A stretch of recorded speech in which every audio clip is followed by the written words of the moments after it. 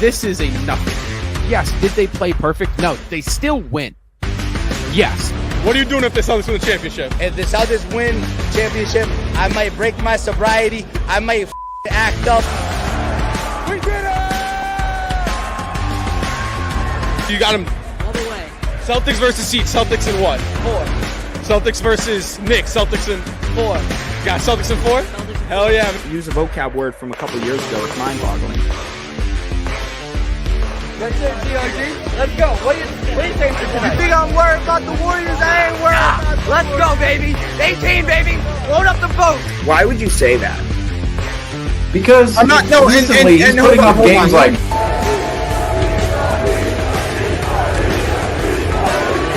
above our head for the players. literally right now. But I think when Marcus, especially Marcus, when he got traded, I think that was a wake-up call. You think right now Rob, it's still New York?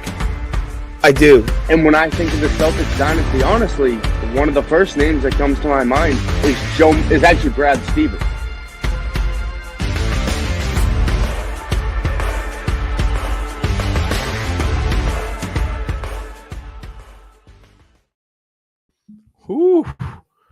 Ooh, Caesar kind of rolling right now, guys. What is going on? Welcome back into another Celtics Talk Weekly postgame show. I am your host, Rob Atayan. Join with me our two co-hosts, Griffin Aldridge and Seamus Zarlingo. Griffin, again, they can come back on. Guys, tonight the Celtics, well, shorthanded would be an understatement, guys. Tonight the Boston Celtics were without 5 key rotation players. No Sam Hauser, no Drew Holiday, no Al Horford, no Kristaps Porzingis, and the list doesn't stop there. No Jaylen Brown, guys, but despite that, the Philadelphia 76ers, well, their injury report was somehow longer, being without stars Joel Embiid, Tyrese Maxey, Paul George, Kyle Lowry, Jared McCain obviously suffered that ACL injury earlier on in the year. So they were Philadelphia's in complete tank mode. The Celtics, well, they took advantage of it. 123-105 was your final score tonight, guys. The Celtics really were able to get their way. Shorthanded at home. It was pretty enjoyment game, kind of something we expected to see out of the C's tonight on the second night of a back-to-back. You know the drill, our initial thoughts, reactions, and takeaways on tonight's win, and it's a good win. So I just want to start off. I'm going to say this. So I actually did a video with a Philly fan a little while ago, right? And I was expecting it to kind of be a back and forth fight, but he admitted it and he said, listen, they're tough this year. They're in a rough boat, you know? So just going into this game, we knew kind of already the outcome of what it was going to be. I mean, it's nothing like it was against Christmas against this team. I mean, my heart was broken at Christmas. Now look at this. Kind of given it a bench game, you know, Baylor Shireman stepped up. Obviously, Jason Tatum with 35 points tonight. Big night from him after not playing last night.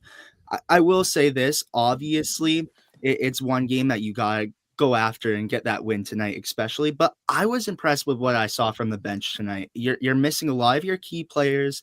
And tonight was honestly a great win. And I'm going to say it was just a great team win overall. Yeah, this game felt a little trap-like. We said yesterday on postgame that the 76ers, they play hard. They have a rotation right now of consistent guys who are not the top 3 at the top of the Philadelphia 76ers roster. You mentioned Rob coming in here. No Tyrese Maxey, no Paul George, no Joel Embiid, but that's really been much of the same story with the Sixers all season long, is not having those guys consistently. And now all of a sudden Sixers, they have a couple of guys out there who are playing for contracts, playing for future minutes, and really just out there to play basketball. And the Sixers at times in this game were a little frisky, but they were really nothing to pair up with the Boston Celtics. And that's what we've seen in the last 2 matchups between the Philadelphia 76ers and the Boston Celtics. Even the last 3 matchups, if you really want to count the 26-point comeback, the Celtics needed to come back in that one. But even at the end, the Celtics just had way too much firepower to go and lose to the Sixers and not overcome the Sixers in that game. And really tonight, what we saw was the Celtics going out there and just playing their game to their strengths. And I think that's what was to be appreciated about this game. We think about a game earlier this season, the Washington Wizards game in DC, a couple of them actually, one NBA Cup game and another just being a regular season game, a normal regular season game. And in both of those games, the Boston Celtics, they didn't really take care of business. They kind of fooled around a little bit with the Washington Wizards, and it was a much closer game both times than we really anticipated. One was a 14-point game, one was a 12-point game. And really throughout those games, we saw the Celtics, they actually struggled at points to maintain that 10-plus point lead, and they came out in those games and eventually won. But in those games, we thought, the Celtics, they're just kind of playing with their food. They're kind of experimenting more. Well, tonight, the Celtics, without all of without all the players we saw on the injury report, no Porzingis again, no Drew Holiday. That's been the norm as of late, but no Horford tonight, no Jaylen Brown, no Hauser as well. Without all of the players for the Boston Celtics in the lineup, I thought the Celtics did a good job of going out there and really playing their game and letting some players within the margins that we really have been talking about lately that could particularly give us more forward minutes, with Sam Hauser not playing up to par this year. We saw Torrey Craig with a nice performance tonight. Baylor Shireman, his first good quality rookie performance in a game that somewhat mattered out there. It wasn't just a complete garbage. It wasn't completely garbage time for Shireman to go out there and get his points. So we saw multiple guys on the Celtics step up tonight, and I think the most impressive part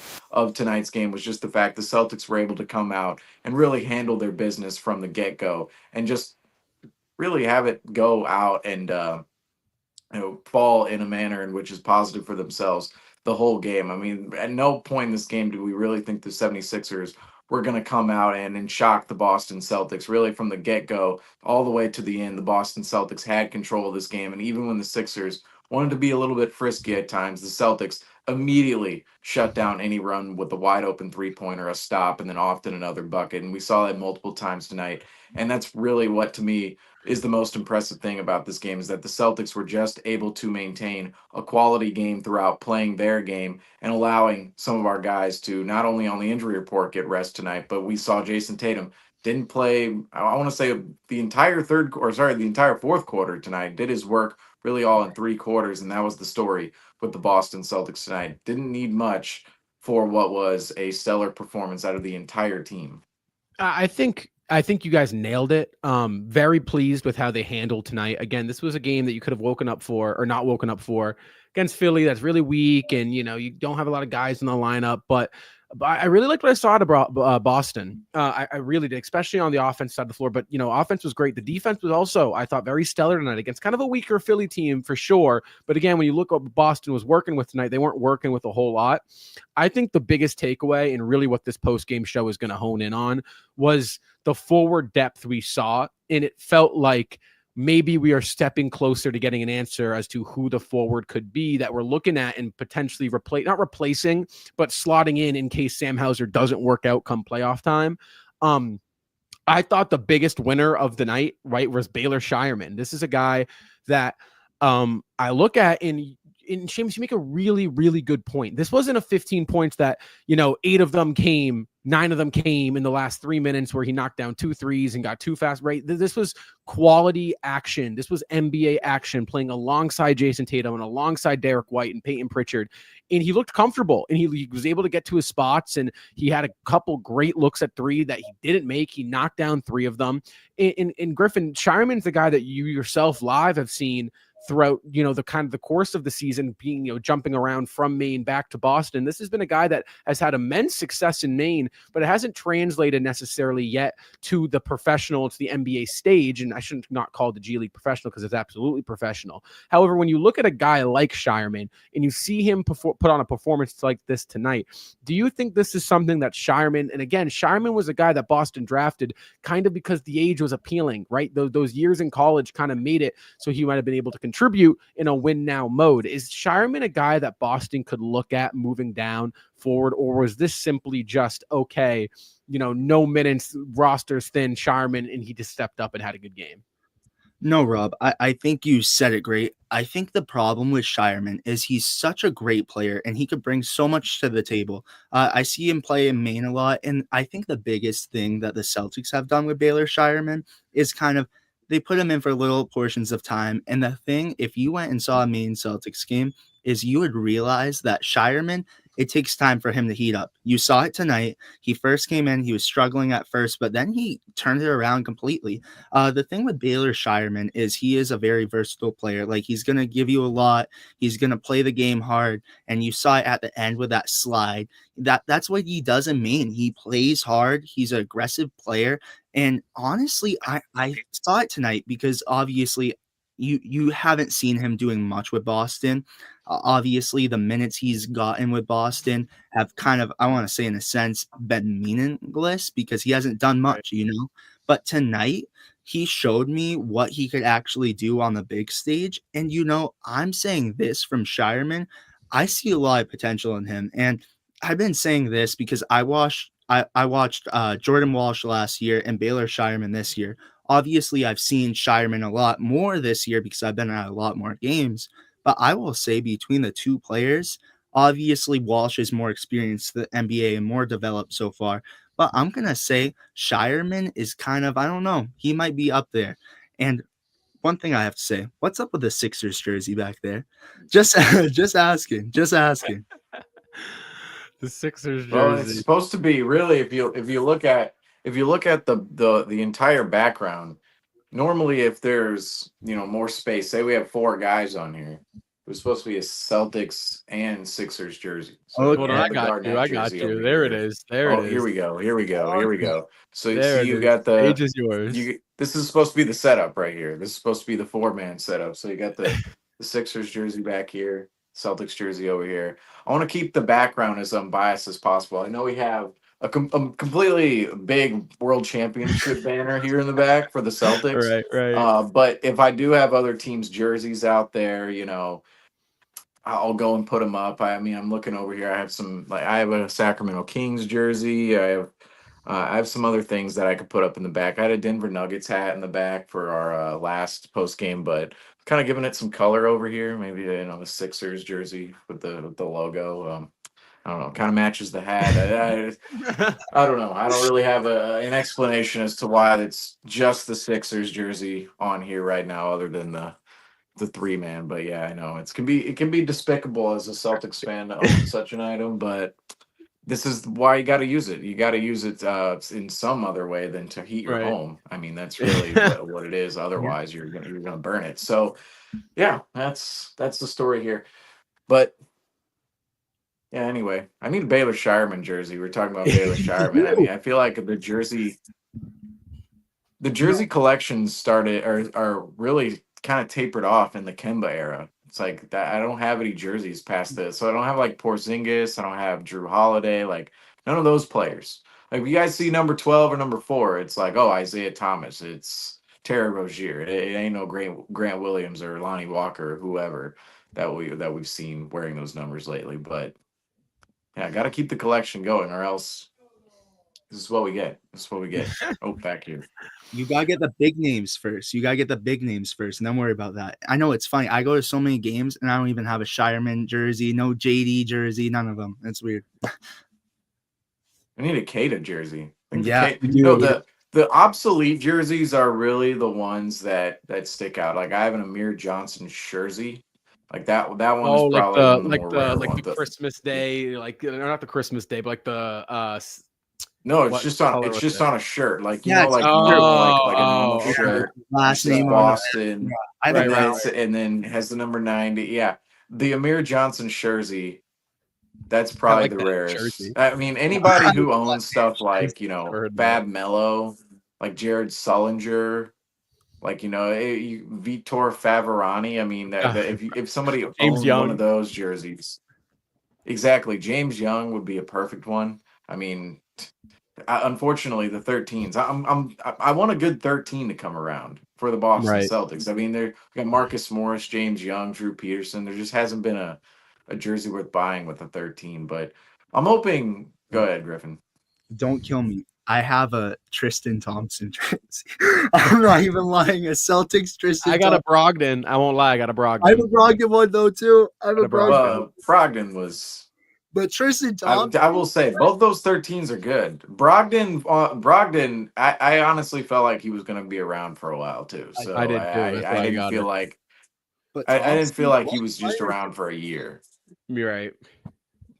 But where do you stand, But Seamus? ultimately, yeah, there you go. talking about, and yeah, if people don't know, let's just make the broadcast clear. There's Yeah, a little delayed out here, folks. I'm a little delayed, yes. just a little bit tonight.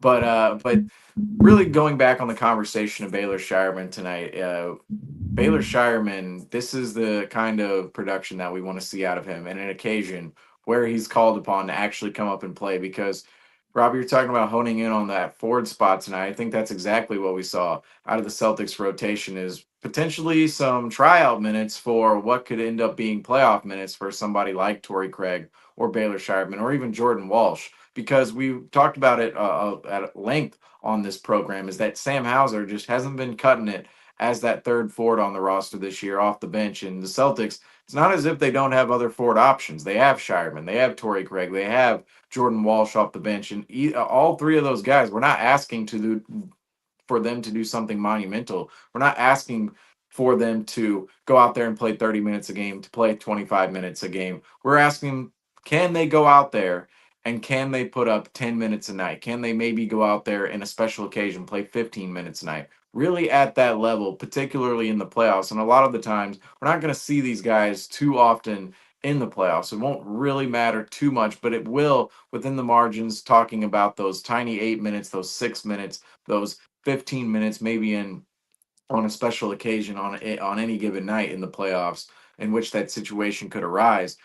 Do we see these guys actually play in the playoffs? Torrey Craig, Jordan Walsh, Baylor Shireman. I think that's the question that we're asking right now when it particularly comes to Sam Hauser, because Sam Hauser, he's been so atrocious this season that it's possible Torrey Craig could take over his minutes in the playoffs. It's possible Jordan Walsh or Baylor Shireman could take over some of that load in the playoffs. And tonight I thought it was a good tryout for particularly Torrey Craig and Baylor Shireman, but even Jordan Walsh as well when it comes to stepping up in that third forward slot and potentially throwing their hat into the game for a potential playoff rotation spot. Because at this moment in time, I would have to say that it's very much up in the air for the next 20 games of the season. That forward slot, that third forward slot, it's not as if we're going to get a ton of run out of it, because you think about guys like Jaylen Brown, Jason Tatum, the amount of minutes they'll actually be playing when it comes playoff time. I mean, most games they're going to be upwards of 40 plus minutes per game.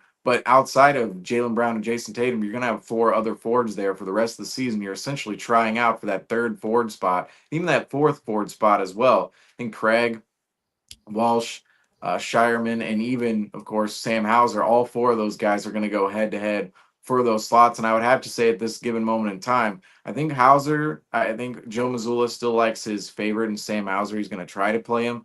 But Torrey Craig certainly looks like a viable option to me. And Jordan Walsh and Baylor Shireman, I think they're the two more interesting candidates going forward, because they have the upside within their games as young players that we don't really know what's going to look like, whether it's at the end of this season, in the next 20 games, or even into next year as well. Those two guys could develop more into players that we could actually plug and play more confidently in later on down the line. Whereas Craig and Hauser, we kind of know who those two players are already. Baylor Shireman and Jordan Walsh, on the other hand, they're two players who have that higher ceiling per se than Torrey Craig and Sam Hauser. And I thought tonight we especially saw it out of Baylor Shireman and Torrey Craig. And just to talk a little bit more on Shireman real quick, is we want to see this type of performance out of Baylor Shireman in these spots. Really, when you plug and play a young player like Shireman into a spot like this, you expect him to go out there and play well, because I don't want to say it was the entire G League team out there tonight, but it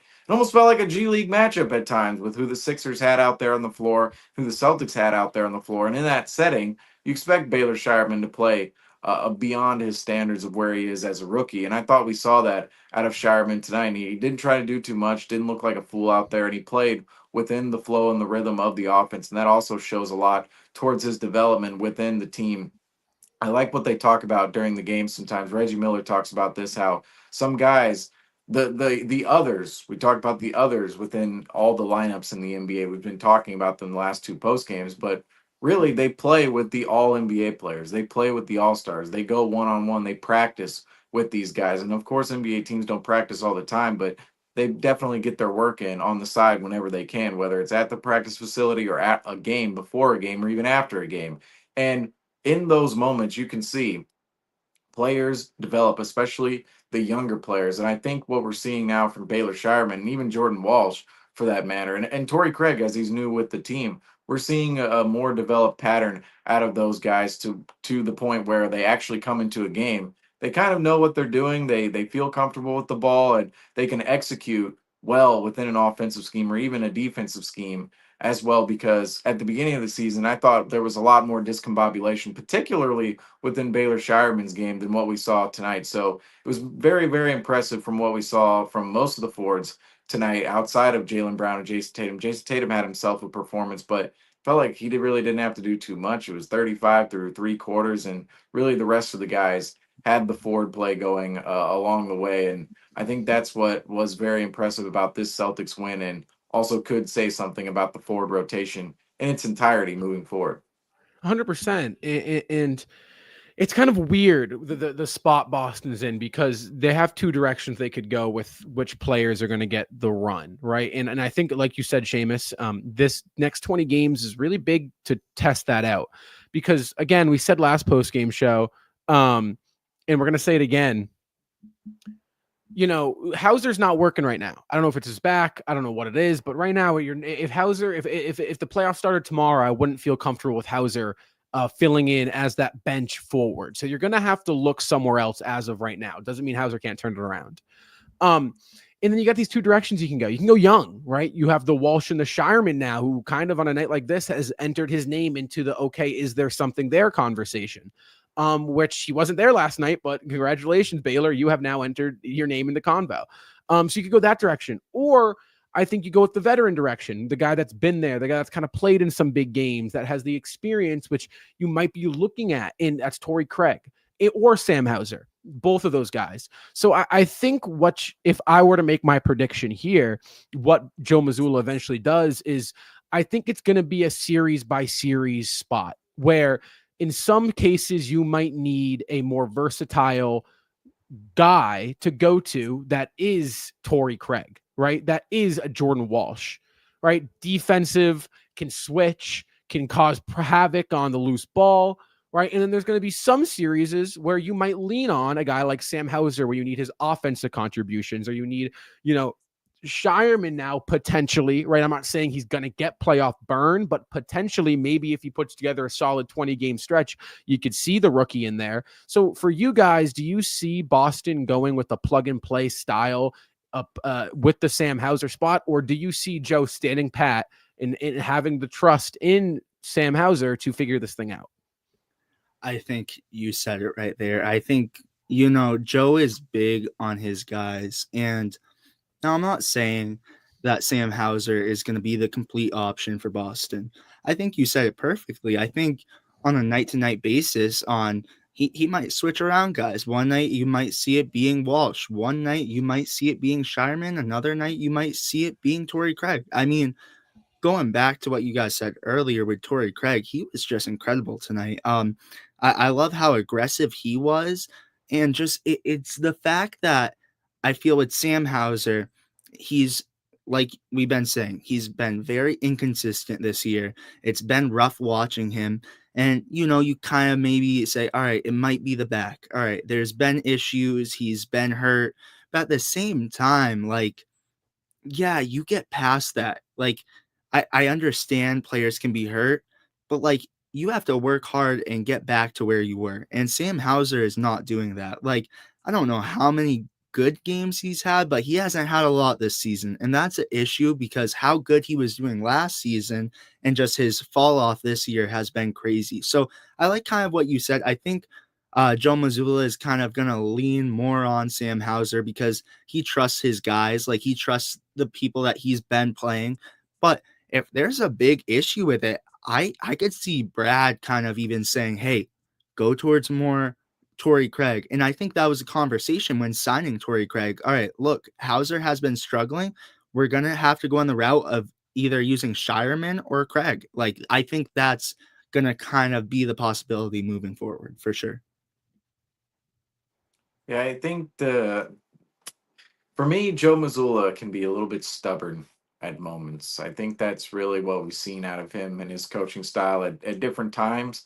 I think he's going to eventually stick with Sam Hauser in that slot, but I would not be surprised whatsoever if over the next 20 games there's more comfortability, particularly brought within Torrey Craig. Now, Shireman and Walsh, they're interesting options to me, but at the same time, I do look at them and go, well, they're just very, very young and raw. Particularly Baylor Shireman. I mean, this is really his first good game of the entire season. It came in game 63 against the depleted Philadelphia 76ers team, which suggests to me there has to be more data put down on the board for Baylor Shireman to actually be trusted when it comes playoff time. But regardless, if Baylor Shireman does put up more of these performances throughout the rest of the regular season, shows his ability on both ends of the floor, particularly hitting that 3-point shot, I think there's a chance that Baylor Shireman could see some minutes come playoff time if the forward rotation is a little bit still up in the air or still in question at that point in time. Jordan Walsh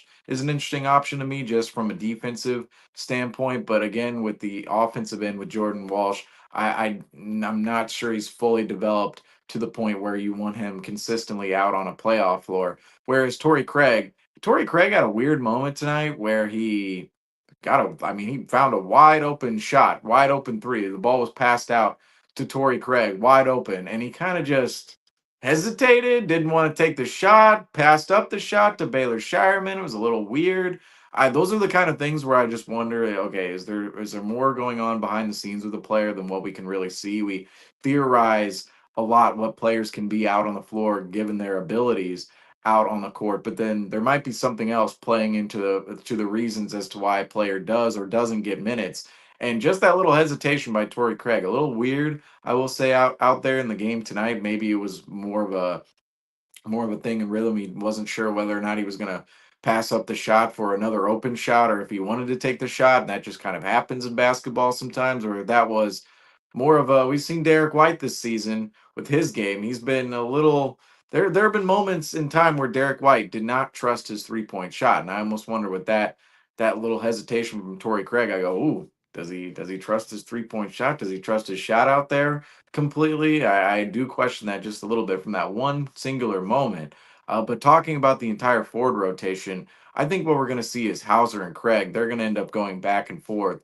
And then Walsh and Shireman are really going to be the big wild cards come playoff time. They might play 0 minutes. They might play in an important game 3 where you look at it and go, well, we're not getting energy out of some of our other players here. So, say the Celtics are up 2-0 in a series and they're struggling a little bit in game 3. Could that be a moment where you throw out a Baylor Shireman, he hits a big 3, or you throw out Jordan Walsh and he comes up with a big defensive stop? That's definitely possible later on in the playoffs, but I think Joe Mazzulla, he's going to end up trying to stick with Sam Hauser, knowing what Sam Hauser's done in the past. And I think he's going to try to rotate Torrey Craig into the lineup as well. And then we're going to see Shireman and Jordan Walsh be more of the wild cards come playoff time. I think that's what we're really seeing shaping up the next 20 games and into the playoffs. But that's kind of forward rotation we're going to see outside of Brown and Tatum.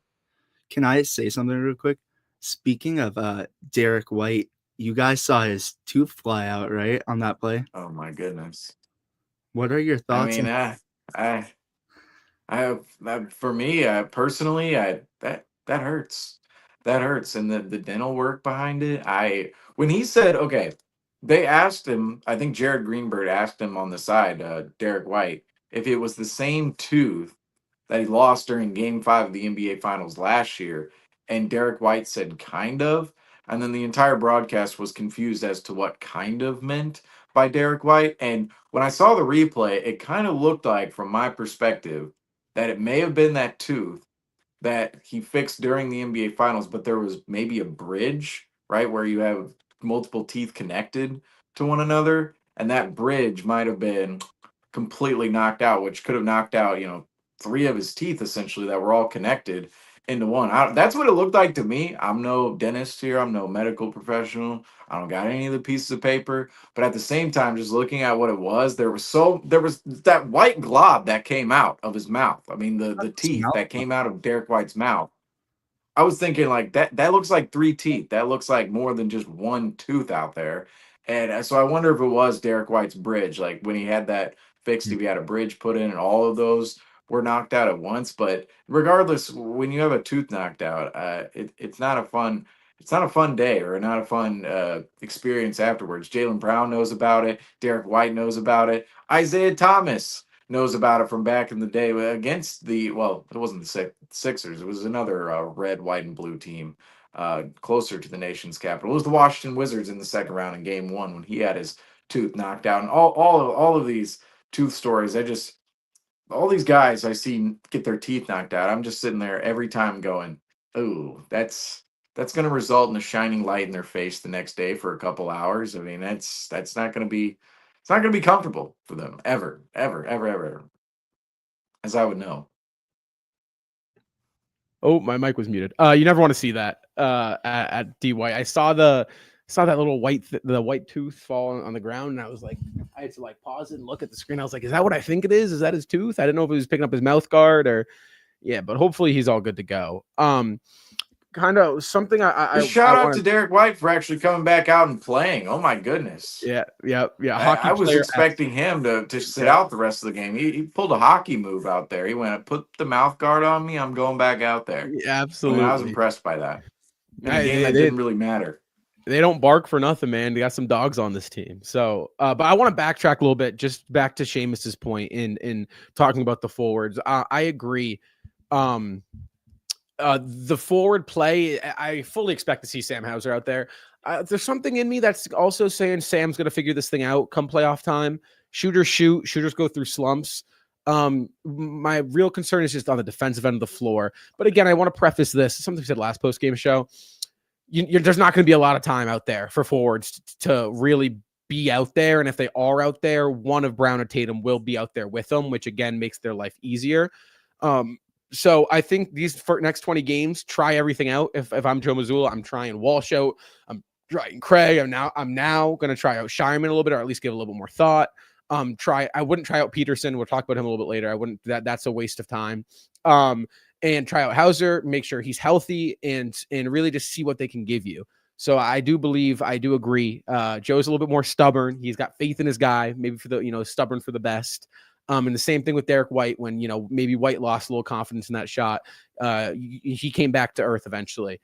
So we'll be seeing that. But guys, let's take a look at the lead tracker tonight for the game. And is this classified as a wire-to-wire win, even though it was tied there for like a split second? Is this a wire-to-wire, or how does that work? The 0 lead changes, I will say, that has to matter. I times tied once. I mean, really, what the Sixers had a 0-point lead. There were 0 lead changes. It was only tied once. It could have been 0-0. But it's basically wire to wire. I mean, that's what I'll take it as a wire to wire win. I mean, the wire was maybe cut a little short there at the beginning, but otherwise, I mean, I don't know. I don't think the time. I don't know, but we gotta definitely look that up in like NBA. What do they call it? NBA Urban Dictionary. Is it a wire to wire win if you were tied at a certain point in the game, but you led everywhere else? Right. I mean, regardless, I'd 30-point lead in the fourth. Yeah, right. I'd classify 30-point lead in the fourth. Might as well. Yeah. Might as well. I mean, maybe if a couple crew members were on here where we could go, use the technicality against them, but I guess not. Right. So obviously, again, like Seamus said, the largest lead of the night for the Celtics was 30. Philly never led tonight. Game was only tied one time. And again, 0 lead changes. Guys, again, we see that wave, that sea of green, especially in that second half. It's been a kind of trend here for the Celtics as they kind of look to, again, make that push, solidify that 2 seed as, the playoffs approach. So, guys, again, you look at what Boston did tonight, and defensively is what stood out to me. What stood out to you guys that allowed Boston to kind of run away and just take control of this game despite missing 5 of their 8 top players? I'm just going to say, I said it earlier too, just stepping up, being available, being ready for the situation. I mean, stepping up and taking advantage of the moment. You saw Jason Tatum. It felt like a quiet night for him. 35. Obviously, that first quarter, he had 18 points in the first quarter. But it kind of felt like a quiet night for him because there were other guys that were making noise. I mean, Peyton Pritchard, like normal, was making noise tonight. Luke Cornett had a couple great plays, was making noise as well. Nemias Cato later in the game was throwing down dunks. I love to see that. Obviously, Seamus, like you said earlier, Derek White with that tooth and still coming out like this was a meaningful game, and just Torrey Craig battling. Obviously, we talked about Baylor Shireman and his attributes tonight, but I think it's just, they obviously it's the Sixers, and we know about the Sixers. They have so many injuries out tonight, and the Lonnie Walker was your star tonight. By the way, I put that down at the beginning of the game. I knew he was going to pop off. Like, obviously 17 points isn't popping off, but you know what I mean. But still, like, it's still a team where you're down a bunch of starters, and it's a game where it kind of, like you guys said, in a sense, be a trap game. And we still went out, and it was just the other players stepping up. It was that's what stood out to me. Obviously, like you said, Rob, the defensive effort. But I think, again, just those players that normally don't step up, like Shireman, for example, played 30 minutes, 15 points tonight. Just incredible. And it's one thing, like, we haven't seen much of Shireman, and you could tend to be nervous on the big stage. Like, he's a rookie, And tonight it looked like he was comfortable, and it looked like he was playing for a couple years tonight, how he was playing tonight. For me in this game, I look at that lead tracker and go, that's pretty much almost back-to-back nights where the Boston Celtics come into a matchup and just absolutely obliterate their opponent through and through, and don't let them crawl back into the game. I mean, yeah, that first half against the Portland Trailblazers went a little bit back and forth, but really once the second half began, it was just a sea of green. And for most of the lead tracker tonight, if not all the lead tracker, there was a sea of green. And what I like to see is those big leads come late in ball games. I mean, our biggest lead against the Cleveland Cavaliers was when it was 25-3, and then all of a sudden it was just chip down from there, chip down from there, chip down from there. Well, now we're seeing the last two lead trackers. The biggest lead for the Boston Celtics comes either at the end of the third quarter or at the beginning of the fourth quarter, and that's really what we want to see, is the Celtics put away teams early and put away teams that they quite frankly should be putting away. I was thinking about this game earlier on when the game was actually going on. It was the third quarter, and we were at that point. We knew, you look at the lead tracker, we knew we were coming out with it. And I was looking at this game going, this is a game in January where the Celtics could have dropped, or we wouldn't feel confident in the Celtics actually going out and taking care of business in a game at home against an inferior opponent. I mean, look, on Christmas Day, this was almost the exact same opponent. Now, obviously, Paul George, Joel Embiid, Tyrese Maxey, they were all in the lineup that day. But in terms of the inferior opponent status of the Philadelphia 76ers, that day on Christmas, the Sixers came out and beat the Boston Celtics at the Garden, when the Celtics 100% should have been the team that walked out with the victory that day, yet did not play up to standards whatsoever and allowed the Sixers to get the best of them. Tonight's game, the Boston Celtics throttled the Philadelphia 76ers. In the second half of last night's game against the Portland Trailblazers, the Celtics throttled the Portland Trailblazers. And then on Sunday, you go back to that game. That was a quality game, a quality matchup against the Denver Nuggets at home. And the Celtics held a lead throughout most of that game, if not really the entirety of the game, looking at that lead tracker going back to Denver. And now all of a sudden, the Celtics are back on a 3-game winning streak after losing 2 in a row. And on Sunday, the Celtics came in thinking, we haven't lost 3 straight games in nearly 700 days.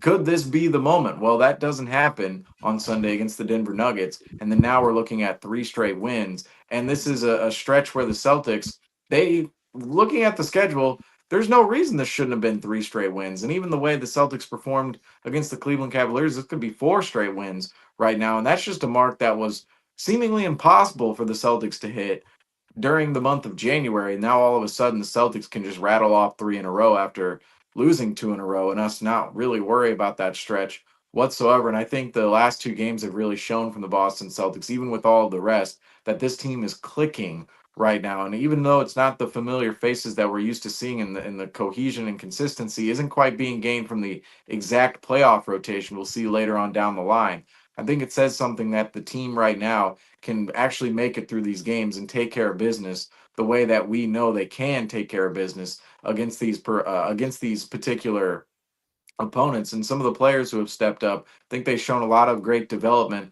throughout this season to go and step up in the slots in which they did tonight, whether that is a guy like Baylor Shireman playing minutes that he's never played before, or even guys like we saw Peyton Pritchard the last 2 games step up into a bigger guard role and really play to his strengths within those minutes and put up big numbers. And even looking at Jason Tatum tonight, I mean, Jason Tatum, he just does his thing every single night. And it's starting to become one of those things where he just puts up MVP stat lines almost every single game. And we don't really bat an eye to him anymore. I mean, 35, 7, and 3 tonight. I believe he had 2 assists as well on efficient shooting. Jason Tatum has just been doing it all lately. So whether it's, the star players maybe stepping up into even a more into a higher star level, like we saw with Brown and Tatum on Friday against the Cavaliers. We saw last night Pritchard and Derek White go off within their increased roles, or tonight a guy like Shireman, a guy like Torrey Craig comes in, they step up in their roles, even Luke Cornett tonight as well. I think that's what's impressed me the most about the Boston Celtics within the stretch, is just guys being able to come in, play bigger roles than what they've been asked to do, and really get the job done executing for the Celtics on both ends of the floor, to the point where we're not asking any of the effort questions. We're not asking any of the consistency questions we did back in January. Right now in March, the Celtics are rolling, and it doesn't really matter who's in the lineup and who's out of the lineup. The Celtics are just simply on a roll, and the last 2 games really exemplified that for me. That's it right there. The word consistency, right? It's fine. You drop a game, that's fine. How do you respond? Do you follow it up? That's something Boston did so well last year, right? Oh, they dropped a game. Good team, bad team, didn't matter. A loss is a loss. How do they respond? Okay, back on track. Here's 4 in a row. Here's 5 in a row. Here's 6 in a row. Guys, since February 6th, I'm sorry. Since January 27th, that loss against Houston, right? Again, Houston's a team. They were playing really good basketball at the time, wire-to-wire game. They got the best of us, guys. Since then, they have responded with multiple wins after pretty much every loss. That following that Houston game, Boston follows that up with a 4-game win streak. They eventually drop a weird game they probably shouldn't have to the Dallas Mavericks at home, and like a weird, Dallas just got blown out the other night by 50. Luka just got traded. Context doesn't matter. They lose that game. Okay. What do? They rip off 6 more in a row. Okay. They drop 1 to Detroit, who's a very challenging, hot team at the time, still is. And then you drop a game to Cleveland back to back, right? You lose 2 games in a row. You probably should have beat Cleveland, but how do they respond? 3 in a row with hopefully more coming. So again, those trends, right? Seamus, we've talked about it. Those trends, right? You can drop a game. That's fine. You lose.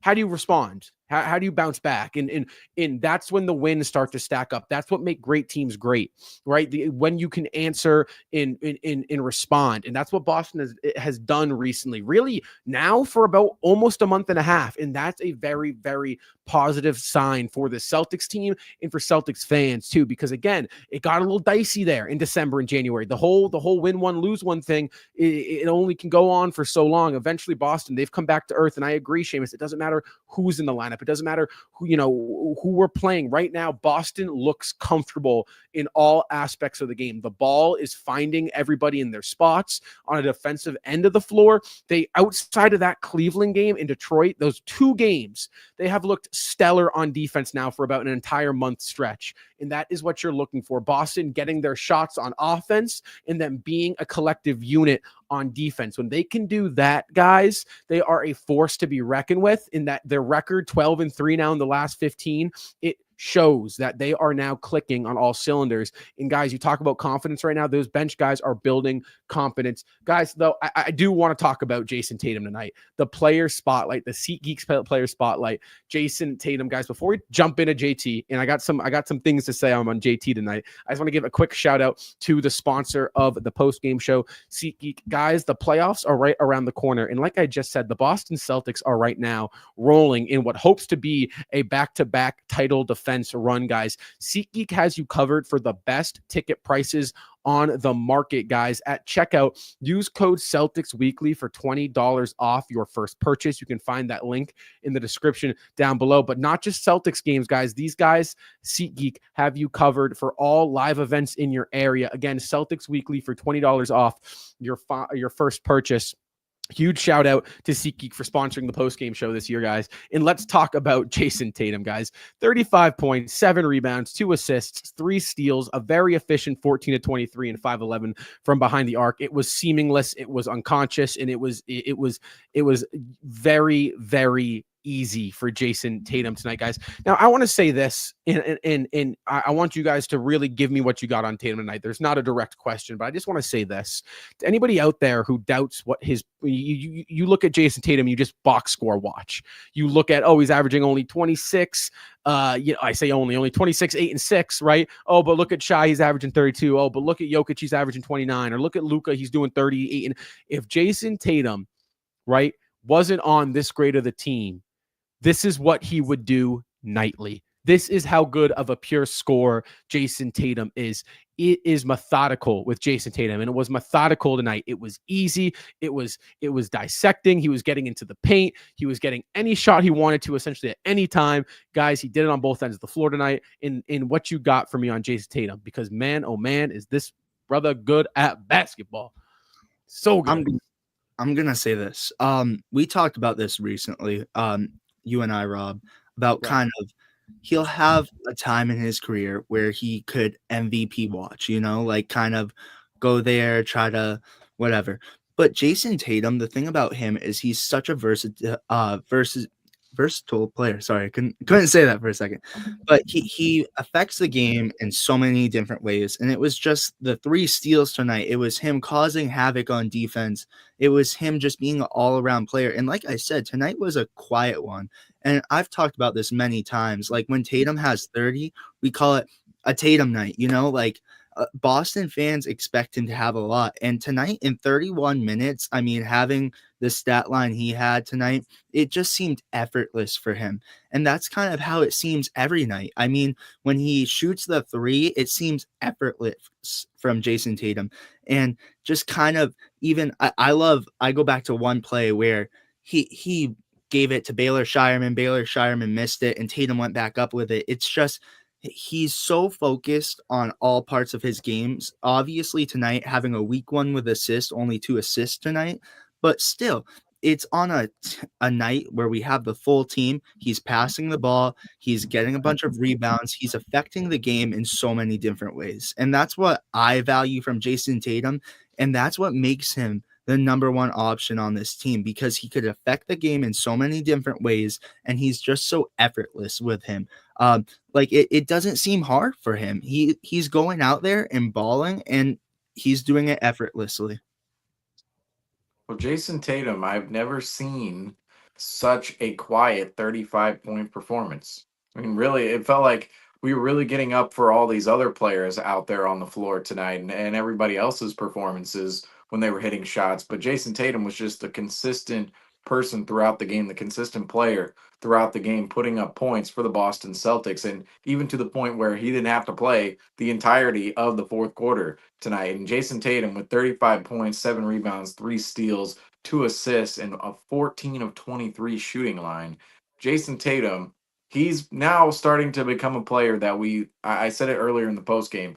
He puts up these MVP-like stat lines, and we're not really even batting an eye to it. We're not even looking at how truly impressive this game is out of Jason Tatum. If Jason Tatum wanted this game to be a 50-point performance, he could have done it. Because looking at the minutes Jason Tatum played out there on the floor, he could have gone out there and scored 15 points in the fourth quarter, or even before that. Jason Tatum could have got his a couple more times than he did tonight. Yet Jason Tatum comes out with 35 points. It's not a 50-point performance, but it was almost a night where Jason Tatum could have dominated to that level if he wanted to. And I think really one of the more impressive things about this Jason Tatum performance is the fact it's on the second night of a back-to-back. He didn't play last night. I really thought he wasn't going to play tonight when he showed up on the injury report, yet he did. And when he did show up, he really showed out. Jason Tatum came to tonight's game, came ready to ball, and that's exactly what he did. And these are the type of players I got to say I love in the NBA, just the true professionals, the guys who show up to an arena ready to play hoops. They go out there, do their job, execute to the level in which we know they can execute at, and they walk out with the W. That's what Jason Tatum did against the Philadelphia 76ers tonight, like it was routine. I mean, how many wins against the Sixers does Jason Tatum have in his career? Quite a few as of now, and even as of late. But Jason Tatum, tonight's performance, the fact that Jason Tatum can come into a ball game and just do this on a routine basis, the Celtics have their true superstar in Jason Tatum, if it's not already known. Obviously, they do, but Jason Tatum just gives the Celtics a whole new level because really this is a performance. You look at the numbers from Jason Tatum, other players in the league that we give them more praise for, and Jason Tatum, we're starting to not notice them as often. And it's because he really does this on a routine basis. He does this on a night-to-night basis, and to be able to come into this game after sitting out last night, obviously Jason Tatum, he was likely resting last night, wasn't really dealing with any injury out there, most likely rest. But it looked like he could have rested again for tonight's game, doesn't, and he just comes out and plays his game.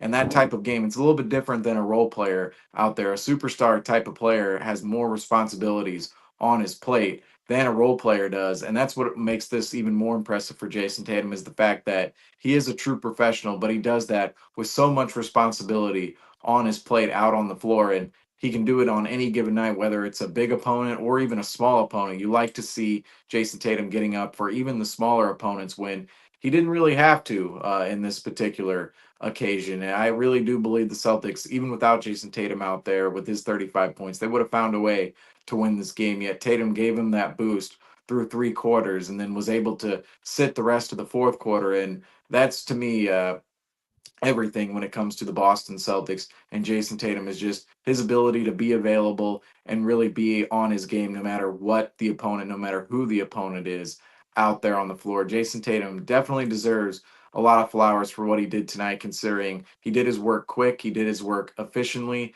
and he achieved everything the Celtics wanted tonight. They wanted to see Jason Tatum stay healthy, in which he did. They wanted to see themselves grab a win. That happened, and Jason Tatum to contribute to the ball game. That happened as well. So Jason Tatum, phenomenal performance all around from him tonight, and he just keeps giving the Celtics that boost they need. I mean, he's their superstar, he's their guy. And Jason Tatum, even in a night where it could have gone to multiple other guys like Baylor Shireman, could have gone to Peyton Pritchard, could have gone to anybody else out there, Jason Tatum is still the player, putting up 35 points and impacting the game at such a high level for himself to come out with player spotlight tonight. I've said it over and over and over and over again, but if there's 2 guys that I will never worry about, they can have a rough stretch, a rough month, a rough week, it's Jason Tatum and Jaylen Brown. The guys are consistent, right? They are always there. When you need them most, they will always be there. Jason Tatum tonight, right? The Celtics needed him tonight, right? You're out 3 starters, 5 rotation guys. You needed Jason Tatum to have a big game, right? You kind of needed it. And what did he do? He says, okay, yeah, I got you. Here's 35, 7, and 3. And I'm going to do it effortlessly. And I'm going to sit the fourth quarter. And Seamus, you make a great point. These are the games you need. You know, playoffs are approaching. Don't get those extra 5 minutes a game, 6 minutes a game, 7 minutes a game. Those add up. You play about 4 of those, and there's a whole game's worth of basketball added up. And these matter, right? Those fourth quarters where Tatum can sit, those are huge. So from Tatum tonight, I loved it. It was effortless from him. This is what this guy can do when he is really the only mouth you need to feed out there. Obviously, White and Pritchard and Shireman, they had nice nights as well, but really Tatum out there was really the only all-star that we saw on the floor. And he looked like it. You know, if this is your first NBA game you watched, you would think Jason Tatum's on a different level than these guys, which he is, and he showed that. And that is why he was the player spotlight tonight, and that is why he's going to probably be many more player spotlights in his Celtic career for the remainder of the season. Well, that's also what I see as this performance. You mentioned it earlier, Rob, that Jason Tatum, he'd be doing what Shai Gilgeous-Alexander does on a nightly basis. He'd be doing what Nikola Jokic does on a nightly basis if he was on another lesser talented team. And that's the thing about Jason Tatum. We mentioned it earlier this season that Jason Tatum leads this talented, ultra talented ball club in so many statistical categories. And Jason Tatum, just imagine if he didn't have guys like Jaylen Brown, Kristaps Porzingis, Derek White, and Drew Holiday on his team. I mean, really every single night, Jason Tatum, tonight, he didn't have all those guys on his team technically out there on the floor other than Derek White, who was out for a small portion of the game, as we mentioned with the tooth, but 35 points in 3 quarters. And to me, it definitely looked like a performance where Jason Tatum, if he was really engaged more within the game and really looking for a shot more, that's what makes tonight's performance out of Jason Tatum so impressive as well. As it felt like Jason Tatum wasn't fully involved within the offense as much as he really is.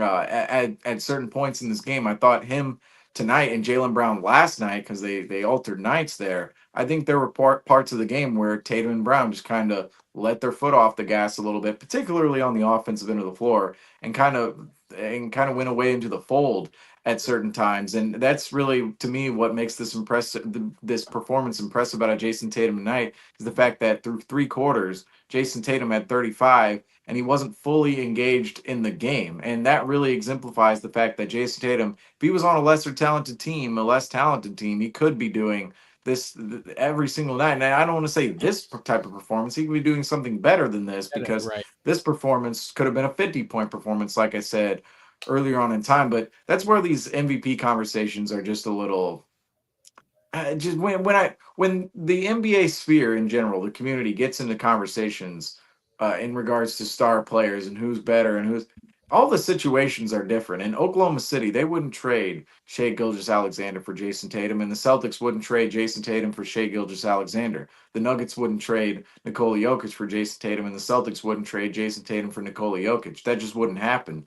And I think every situation in the NBA is just very different. There are different archetypes of players that are very different in this league. There are very unique players when it comes down to everybody's different personalities and where they've come from, who they've played with, how they've developed within the NBA, what role they're really playing on their team in the NBA. And that's why this conversation with Jason Tatum as a whole, to me, is just a little I think it's really conversation to fill at the end of the season when it comes to MVP and everything else. It's like, okay, the teams, the standings, we'll see what happens in the final week of the season with some of the teams vying for and jockeying for seeding. The Celtics are firmly in that second slot right now. It starts to become player arguments, and I think sometimes player arguments get completely off the rails because we know how talented Jason Tatum is. We know what situation he's in, and I think Jason Tatum himself could say he would rather be on the Celtics team winning championships than be on a lesser talented squad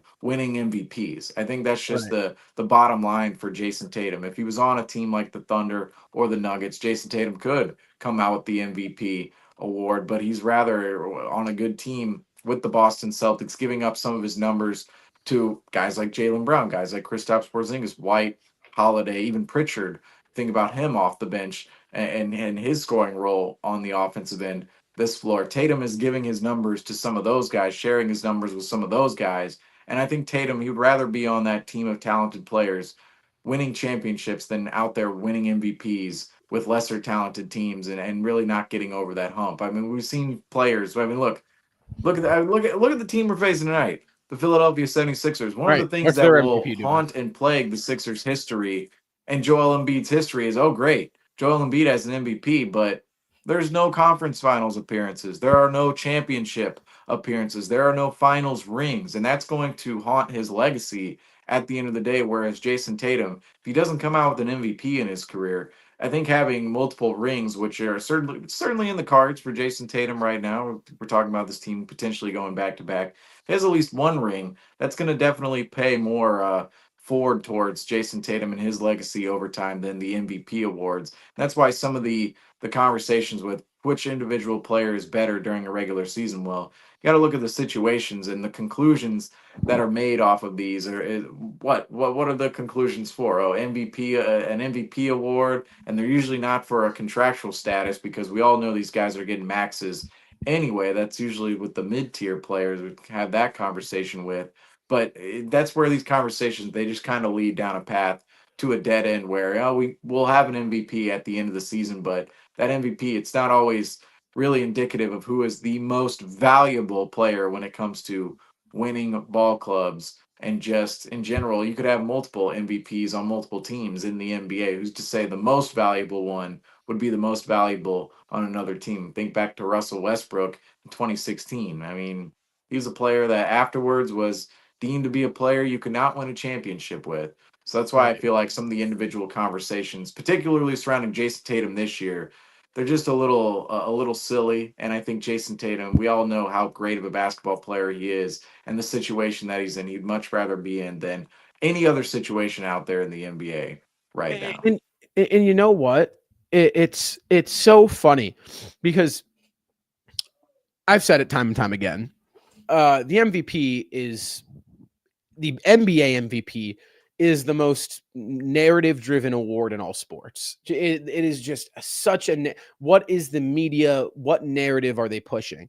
And it's so funny because if you look at last season in you look at what transpired with the Boston Celtics in the dominating season they had, just ahead of the pack in all aspects, 8 games ahead of the first seed out west. What was it? 15 games ahead of the second seed in the East. And you look at the dominating performance they had, and you look at the engine of the ship, which was Jason Tatum. And excuse me, that is something that has been rewarded in the history, the rich history of the NBA. In the 77 prior NBA seasons, the best player on the best team is always probably one of the 2 finalists to win MVP. Steve Nash won 2 MVPs off of just being the best player on the best team in the league.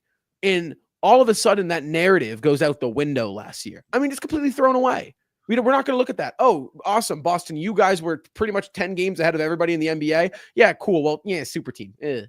And I look at that and it's funny, right, Seamus, because you mentioned, right, Jason Tatum, if he wasn't just a great player on a great team. Jason Tatum is a great player on a great team, and a lot of people use that against him.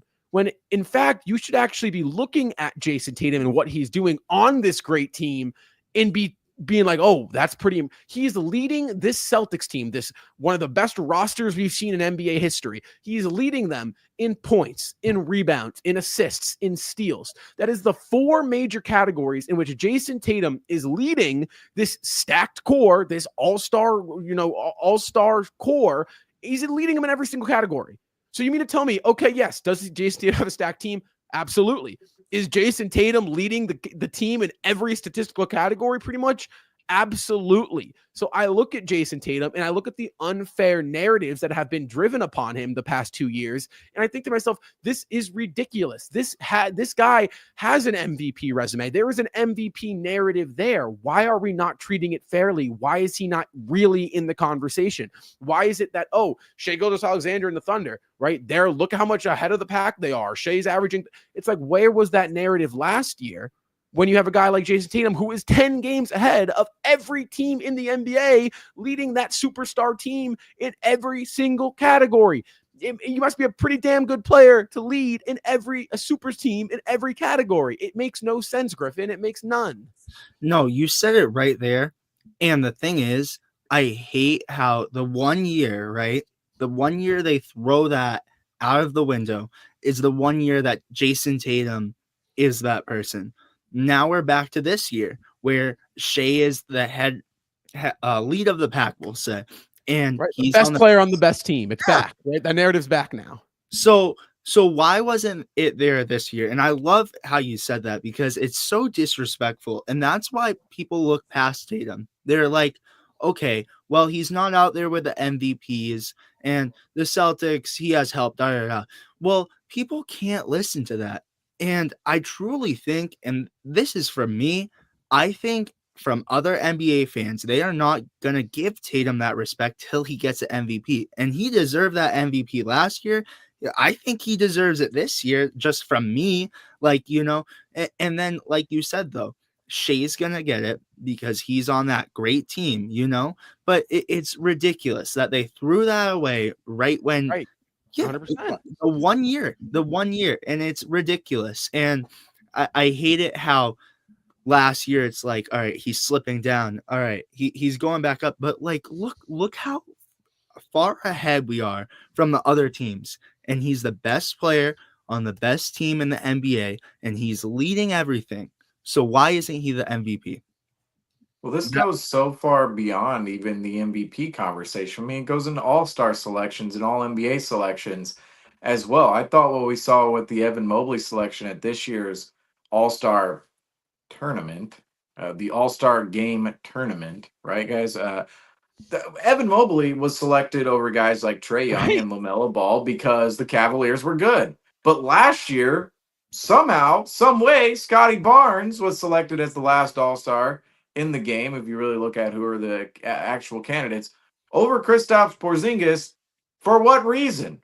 Porzingis didn't get the leeway of, oh, well, the Celtics have the best team, therefore they need 3 all-stars. They have Porzingis and Brown and I almost said White. White could have made the All-Star game last year as well. I mean, it could have been Derek White last year. But I look at Porzingis instead, either Porzingis or Derek White. Instead, it was just Brown and Tatum, and the Celtics. They didn't need a third All-Star because what reason? What reason really did the Cavaliers need a third All-Star this year? But the Celtics, they didn't deserve a third All-Star last year, whether it was White or Porzingis in 2024 and 2025. Well, Evan Mobley, he's selected over LaMelo Ball, who's amongst the leading scorers in the NBA, and he's selected over Trae Young, who's amongst the leading assist makers in the NBA.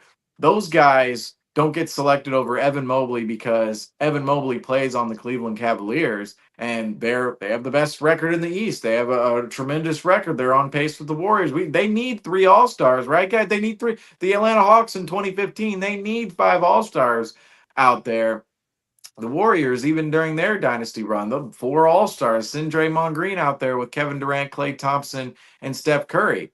Well, the Celtics, they don't mind the same respect out of the national media or just the media in general as some of these other dynastic teams, or even just teams in general who aren't dynastic, whether yet or ever. Talking about the Cleveland Cavaliers specifically, those teams have received tremendous amount of respect compared to the Boston Celtics, who continues to see disrespect not only within the individual player rankings but just team rankings as well. And I think Jason Tatum, looking at his just repertoire in general, and Jaylen Brown, the one thing for me that you said, Griffin, that I'm not gonna lie, it doesn't settle with me nice. I mean, you might be right on this point, but it doesn't settle with me nice is the fact that people won't give Jason Tatum his respect until he wins that MVP award, or they'll actually give him his respect after he wins that MVP award. And to me, that's just ridiculous, because it might be true. What you're saying, it might be true. But to me, it's just ridiculous, because that's what we were saying about a ring when it came to the duo of Jaylen Brown and Jason Tatum. We were saying, people aren't going to give this duo their respect, Jaylen Brown and Jason Tatum, until they win a championship, until they put a banner up in the Raptors. That is going to be the moment in which people give them respect, whether it's the national media or local media or whoever out there in terms of the fan base, other fan bases. Well, that happened. The two Jays put up a banner. Right. They put up banner 18. They brought on a ring to Boston, another championship to the great city. And well, what do we see? There's more disrespect out there waiting for Jaylen Brown, more disrespect out there waiting for Jason Tatum. And now we're talking about, people won't give Jason Tatum his respect until he wins an MVP. And it just shows, I mean, LeBron is one of the greatest examples of this. LeBron, he was easily the greatest player of our generation the last 10 to 15 years, alongside Steph Curry as well. And it just doesn't seem to be enough.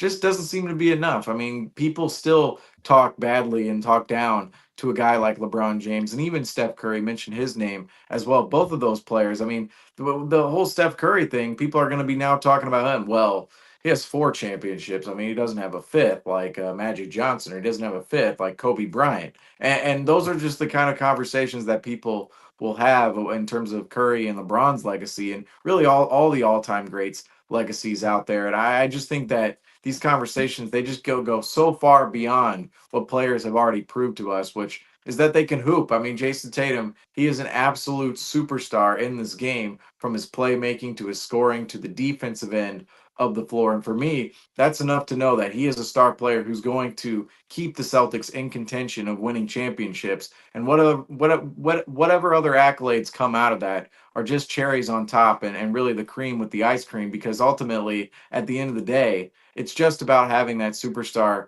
head in place to lead your team towards contention, and all the other nonsense that comes with it. It's just not even worth talking about, because you can be the greatest player of all time, Michael Jordan. You can be LeBron James. You can be Steph Curry. People are still going to talk down to those players, still going to talk horribly about their legacies and them not being as great as other players out there. And that's where I think that ultimately, just looking at the expectations we put on these players and just the consistent heights, there's, at a certain point in time, the disrespect is just a permanent thing. It's just a permanent thing that's always going to be laced there, and people just hate good players. I mean, that's what it is. If a player's good, people hate him. I'm going to disagree with you guys on that aspect, because if you look The disrespect factor in this is the disrespect factor on Jason Tatum is actually pretty normal. You look at the most recent superstars, the faces of the NBA. LeBron James is a prime example. LeBron James didn't get league-wide respect until he came back down 3-1 against the 73-9 Golden. It took LeBron James 13 NBA seasons. Until fans and the media to kind of be like, okay, no, respect, right? It took him 4 MVPs, 3 finals MVPs, and 3 rings, coming back down 3 games to 1 for him to get that respect. You look at Steph Curry. It took Steph Curry, 14 NBA seasons until he finally got that finals MVP to earn that respect from the NBA. So in terms of respect factor, right? Is it annoying that Tatum gets discredited as much as he does? Absolutely. But is it fair, I think, to say for media people to expect more from Jason? Absolutely, because we've seen that in the NBA history. And this is something I want to say in regards to this stupid clown show that the NBA is running right now, and the media is running right now on the face of the NBA.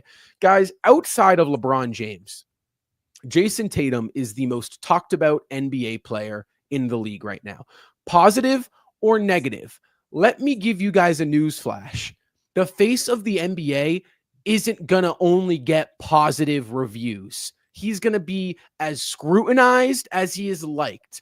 So let me say this right now, the face of the NBA, whether you know it or don't know it, it's Jason Tatum. He is being talked about the most. He is at the forefront of discourse in the NBA. That is what the face of the league is. In 2010, LeBron James was kind of getting the torch passed to him in 2010, 2011, after Kobe kind of won that last finals. Really, it was 2011, 2012 when LeBron won his first. It was a passing of the torch. At that time, LeBron James was the most scrutinized player in the game. Nobody liked LeBron. He had just left Cleveland. He went to Miami to form a big 3. He became the villain of the NBA. But guess what? He was still the face of the league. So I'm going to say this, whether you like Jason Tatum or you hate Jason Tatum, you are still talking about Jason Tatum. And when you are talking about a guy, that makes him the face. So NBA, stop running this clown show of who's the next face? Who's the next face? Is it Wemby? It's embarrassing, quite frankly. And just keep covering the great players. Stop trying to label them. The face will show up. And right now, all trends and all signs point to actually it's Jason Tatum, because guess what? There's negative discourse and there's positive discourse, and there's so much of each side of it that it's Tatum. The face he is the most talked about player out. He's 3rd in jersey sales. He is outside of LeBron and Curry. It's Jason Tatum, right? It's so funny. You see these things and it's like, who's the face? Who's the face? Oh, but let's also talk about Jason Tatum. It's like, no, that's what the face is. The face of the NBA is going to be scrutinized as much as he's liked. And you look at that, guys, I don't know where you stand, but I look at that and I think it's so funny because, you guys are looking for the face of the league. You keep talking about the face of the league. And I think eventually it will come, right? Eventually people are going to be like, oh, yeah, no, it's Jason Tatum. It's probably going to take him 5-6 more years, right? Year 13, a couple more finals appearances, a couple more rings, maybe an MVP. It might take that because it's taken all the greats that. But no, right now, the face of the NBA is Jason Tatum. And it's so funny because everyone's looking for it, but it's like, no, you're talking about Jason Tatum. And can I add something on that too? I don't know if you guys watched Starting 5, but when they were at the All-Star last year, they were like, it's actually funny. We're out of Tatum jerseys. We have everyone else, but we're out of Tatum jerseys. So that's one thing. The second thing is, like you said, they're trying to pinpoint kind of who's the next face, and everyone's like, "Oh, clown show." It's a clown show. It is, and they're like, "Oh, Anthony Edwards," because everyone loves Anthony Edwards. Oh, it's gonna be Wemby. Look at this. But the thing is, why are we so focused on finding the next face of the NBA? Is it because viewership is down? Is it because there's struggles? No, I don't think that. The next face, like you said, Rob, will show up, and it's gonna be Jason Tatum. And the thing is, people are just so focused on that, and the media is so attacking that. Who's the next face? Who's the next face? Let it play itself out. Like, you still have LeBron James and you still have legends playing. Why are we so focused on rushing into the future? You know, like we got to focus on that. That's just my standpoint on that. But And another thing, just kind of going back with the criticism of Tatum, Joe Mazzulla loves it. You've heard it in every single thing. He said he loves it because I know Tatum won't admit it, but it puts a fire under him. It really does. When Brandon Jennings said that, I know Tatum, he didn't like that. You guys saw his Instagram post. He said softest Celtics and softest Celtic in Celtic history. He made a post about it. Obviously, the criticism gets to him for sure. And I think the biggest thing is you guys might not see it in different ways of his game, but he still goes out there every night and he still performs. And it looks so effortlessly. And ultimately, you said it, Rob, he's going to be the face of the NBA. If we want to put a label on it, we will, but it'll come. Time will bring it. Time will bring it. Well, I think the faces of the NBA naturally comes with winning. And that's just what it is. And I think really the NBA, in terms of the question of who is the face of the NBA, there are a lot of rogue answers that will suggest guys who are not on winning teams. I mean, look at Anthony Edwards and look at Victor Wembanyama. Victor Wembanyama, number one, he's out for the season with the blood clot, and hopefully he can return from that because that's actually a scary thing that could completely derail his career. But assuming Victor Wembanyama comes from that all healthy and fine and good after this season, the San Antonio Spurs are officially not in contention for the play-in anymore without Victor Wembanyama. They were maybe sitting there a little close to the play-in, maybe questioning themselves, do we go after it? Do we tank? What do we do? After Wemby went out of the lineup, they're done for the year. But regardless, that's a play-in spot. I mean, we've had literal conversations on this program about how ridiculous the play-in tournament is. And that's where the San Antonio Spurs are. They're below the play-in tournament. So to me, Victor Wembanyama right now, as it stands, cannot be the face of the NBA because of where his team is. I mean, he has to win games first. You have to win games first if you want to be the face of the NBA. Same with Anthony Edwards right now. As we speak, the Minnesota Timberwolves, they're slotted in about the 6th or 7th seed. They're jockeying on any given night with the Warriors, whether it's the 6th or the 7th seed. But the Minnesota Timberwolves are the 6th or 7th seed. You cannot be the face of the NBA and be on a 6th or 7th seed out there. We've already seen this with LeBron James and Steph Curry in the last half decade. Both of their teams have just been struggling within mediocrity. And yes, the Warriors had that one championship season, but outside of that championship year in 2022, the Warriors since 2019 have either been a bad team or a mediocre team. And that's why Steph Curry and the Golden State Warriors are not seen as the faces, whether it's team or player, of the NBA anymore. Same thing with the Los Angeles Lakers and LeBron after 2020. Once the Lakers went into mediocrity, LeBron was out as the face of the league. And although he might have still been a top 5 NBA player and still a huge revenue driver for the NBA and still very much a face of the NBA, he escaped from being the face of the NBA because his team wasn't winning anymore. So really the natural faces of the NBA comes with winning. And you look at the top of the conferences right now, I think the faces of the NBA are fairly evident. And you just look at some of the finals matchups that we've seen over the past couple of years. After 2020 in particular, or even if you want to count in 2020, you saw Jimmy Butler in the finals against LeBron James and Anthony Davis with the Los Angeles Lakers. Now, since then, the NBA has shifted a lot since the bubble, as we know. But the Miami Heat, they made a couple of finals, conference finals appearances, rather. That is after the 2020 NBA Finals appearance by the Miami Heat. We know in 2022, the Miami Heat were there in the conference finals alongside the Boston Celtics. And then in 2023, they were in the conference finals again, but they made the NBA Finals and faced off with Nikola Jokic and the Nuggets. I would say Jimmy Butler for the past 5 years has been a face of the NBA, particularly within the amount of winning the Miami Heat have done. Now, we know that's kind of fallen off from relevancy a bit outside of the trade rumors that we saw for most of the season from Jimmy Butler, but Jimmy Butler's been a face of the NBA. Look at Nikola Jokic. He was in the finals in 2023. Jason Tatum was in the finals in 2024 and 2022. 2021, Giannis was in the NBA finals. And then you look at the Phoenix Suns across the board. Now, that was kind of an appearance that I would say was maybe a one-off looking at how the Suns' direction went after that. But you could say Devin Booker was a face of the NBA at that point of time. And then you look at Luka Doncic, that he was in the finals last year. You think about all these faces who have been in the NBA Finals as of late: Jason Tatum, Steph Curry, Luka Doncic, Devin Booker, Giannis Antetokounmpo, Nikola Jokic, Jimmy Butler. Those are some of the faces of the NBA and just faces of winning in the NBA as of late. And really, that's what's going to define the face of the NBA going forward. It's not going to be who we think it is at the bottom of the standings or in the middle of the standings with some of the young guys. It's going to be whoever's at the top of the standings consistently winning ball games. And Jason Tatum and the Boston Celtics, looking at their track record in 2020, in the 2020s so far, you have an Eastern Conference Finals appearance in 2020. 2021 was a complete throwaway season. The Celtics made the finals in 2022, faced off with the Warriors. 2023, the Celtics miss out on an NBA Finals appearance, what should have been, because they can't handle the Miami Heat in the conference finals. Then the Celtics win the championship finally in 2024. And you're looking at those 3 seasons. The Celtics could have been in the finals all 3 seasons, 22, 23, and 24. And we could be talking about a 4th straight finals appearance for the Boston Celtics, which to me changes the conversation entirely when it comes to particularly Jaylen Brown and Jason Tatum as the faces of the NBA. If you really look at how much winning the Celtics have done in the 2020s, you quickly realize that Brown and Tatum, they're a huge part of the NBA story in the 2020s, and why ultimately I believe that the faces of winning, it comes from the natural faces of the NBA rather come from winning.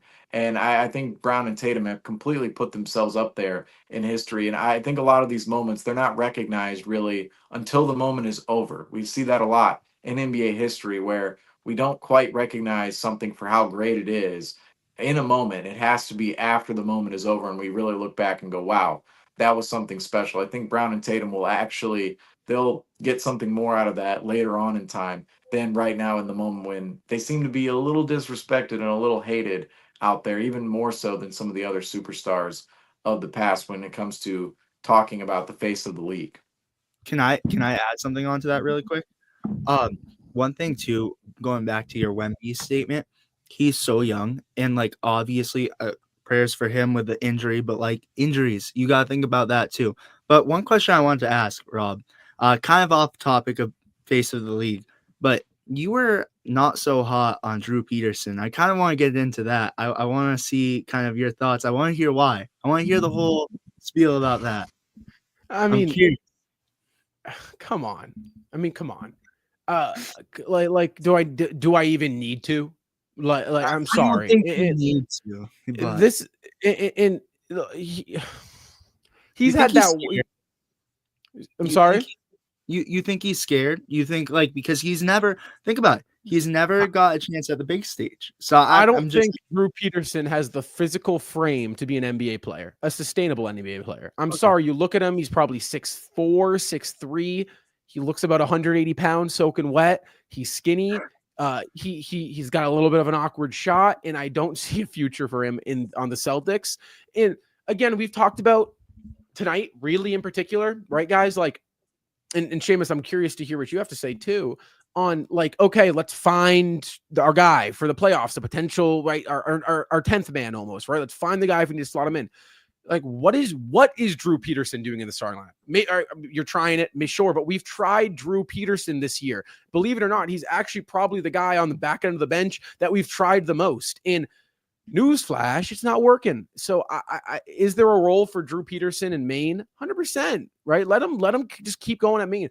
But I look out there defensively, he doesn't have the frame to do it. Offensively, he is way too raw. And again, I don't think the frame can translate offensively. Sure, is he a spacer that can knock down the occasional 3?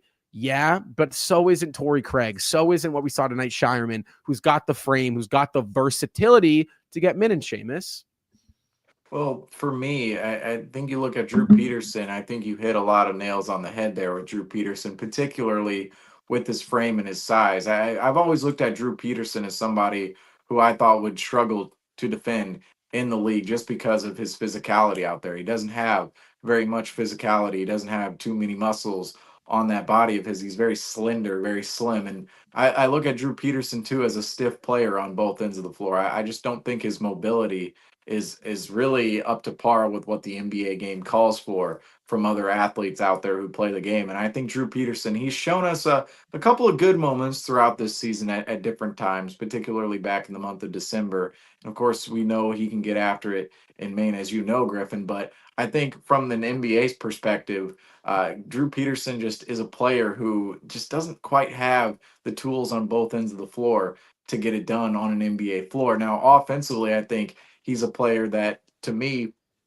he's Rob, you said it, he's very raw on the offensive end of the year. You're not expecting him to go out there and be a scorer. He's shown different moments where he has a little bit of a handle in his game. He can score a little bit off the dribble, but it's not to a developed level where you'd ever trust Drew Peterson with the ball consistently. And at that point, he's just a shooter. He's a spot up shooter off the ball, which again you could give that role to guys like Jordan Walsh, Baylor Shireman, Torrey Craig, even Sam Hauser at that. And that's where I do look at Drew Peterson and go, well, there could be some development within his game that happens to bring him up to a Sam Hauser like level, considering Sam Hauser was almost the same type of player coming in with the Maine Celtics and eventually with the Boston Celtics as well. But Drew Peterson, I still look at as just too stiff of a player, too slender of a player at this point in time. The tools within his footwork, just his mobility, his agility out there on the floor. I think on both ends of the floor, he does look like a player to me that just doesn't quite have the NBA tools at this point in time. It's not to say he can't develop them a little bit more and become could he be a 9th or 10th man off somebody's bench one day later on in time if he puts on more muscle, adds a little bit more skill to his game overall.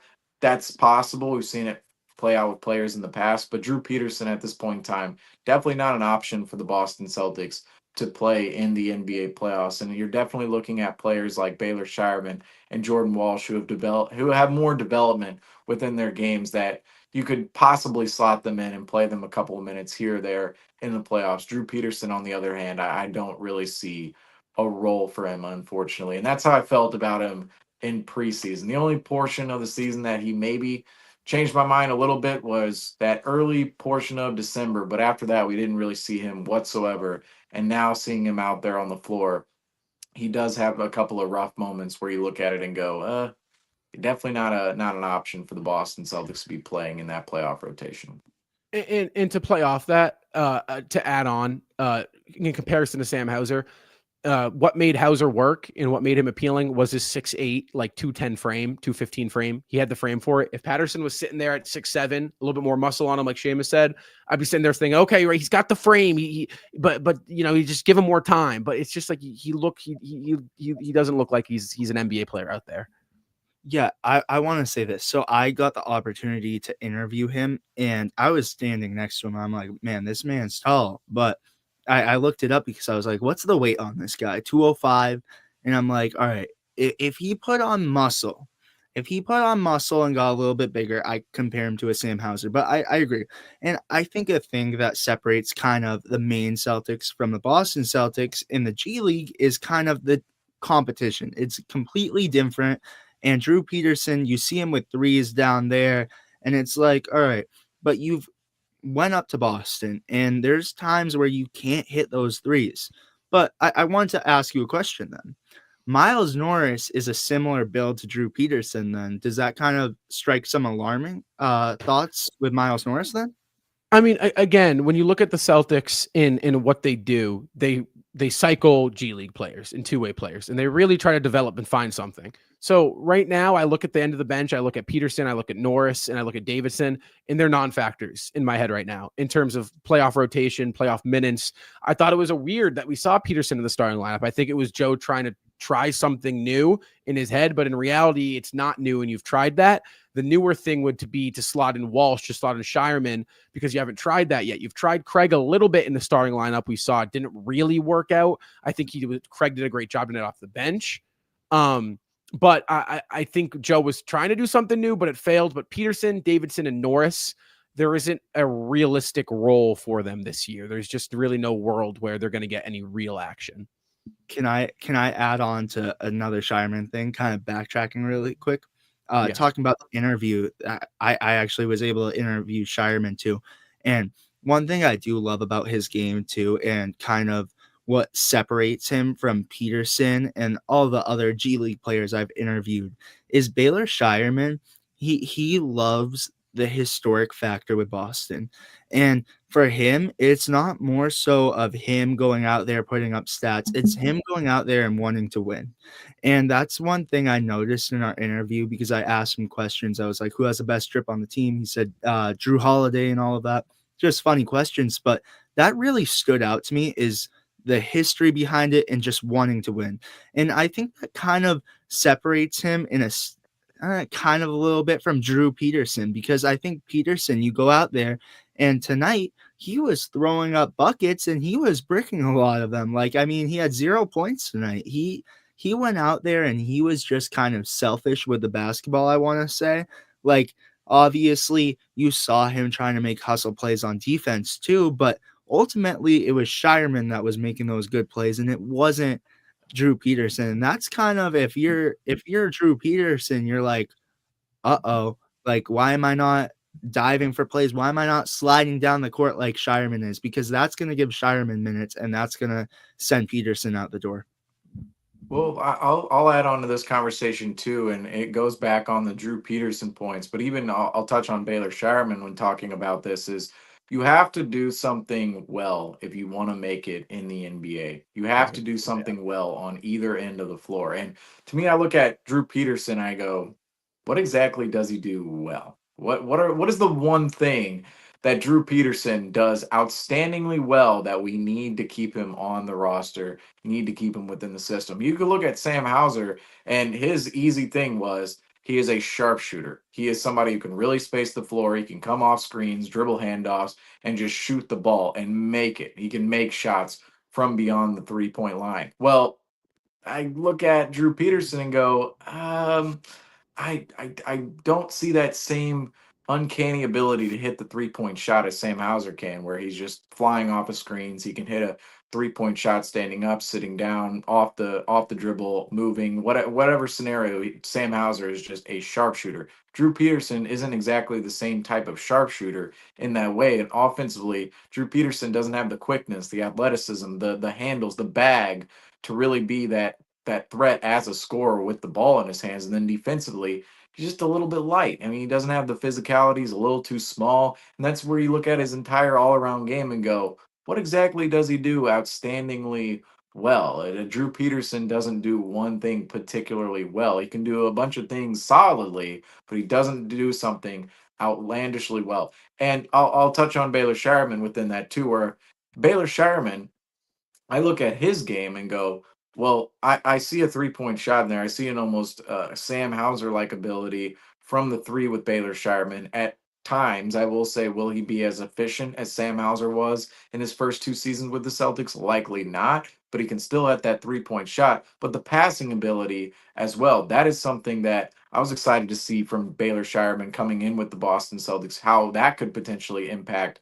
his stock within the Celtics organization. His passing ability at Creighton was off the charts, and that's Baylor Shireman too. If he can actually become a legitimate passer within the Celtics offense, that could be a huge get for the Boston Celtics at pick number 30 if they develop him later on in time, because I'm thinking Baylor Shireman, he might not completely add to this particular Celtics team, but what he had in college, his skill set in college, the shooter he was, the passer he was on the offensive end of the floor, he's now playing with guys like Jason Tatum. He's playing with guys like Derek White, who's going to teach him how to play team basketball. Guys like Al Horford, guys like Drew Holiday, who have been in the league for so long now, multiple decades. They're going to teach him how to play team basketball and really teach him to mine his skill and really refine his skill, I should say, as a scorer as well. And then defensively, I think Baylor Shireman has more of the body type to be a good defender. Now, he didn't come in as a particularly great defender.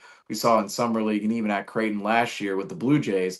Not a particularly great defender, but he has the tools. He has the physical tools to be a great defender, whether it's his body, he can fill out his body a little bit more. We know that players, they typically add a little bit more muscle as they go into their NBA career, but just his height as well. Baylor Shireman, his height, his build kind of gives you more confidence that he could be at least a solid defender later on down the line, especially with some good defenders within the organization, thinking about Brown and Tatum at the forward spots, and just as I mentioned earlier with White Holiday, even the big man available out there, Porzingis, Horford. It can be, the offensive side of the Boston Celtics is very robust, but defensively, that's where the Celtics can hang their hat as well. And I do see a lot of great developmental opportunity for Baylor Shireman, because I think there are multiple things on the floor that you can point at within Baylor Shireman's game and go, ooh, that could be a really great attribute to use on the Boston Celtics roster someday, whether it's Baylor Shireman shooting, whether it's his passing / playmaker, and maybe even later down the line when he's more of a versatile defender who you can throw out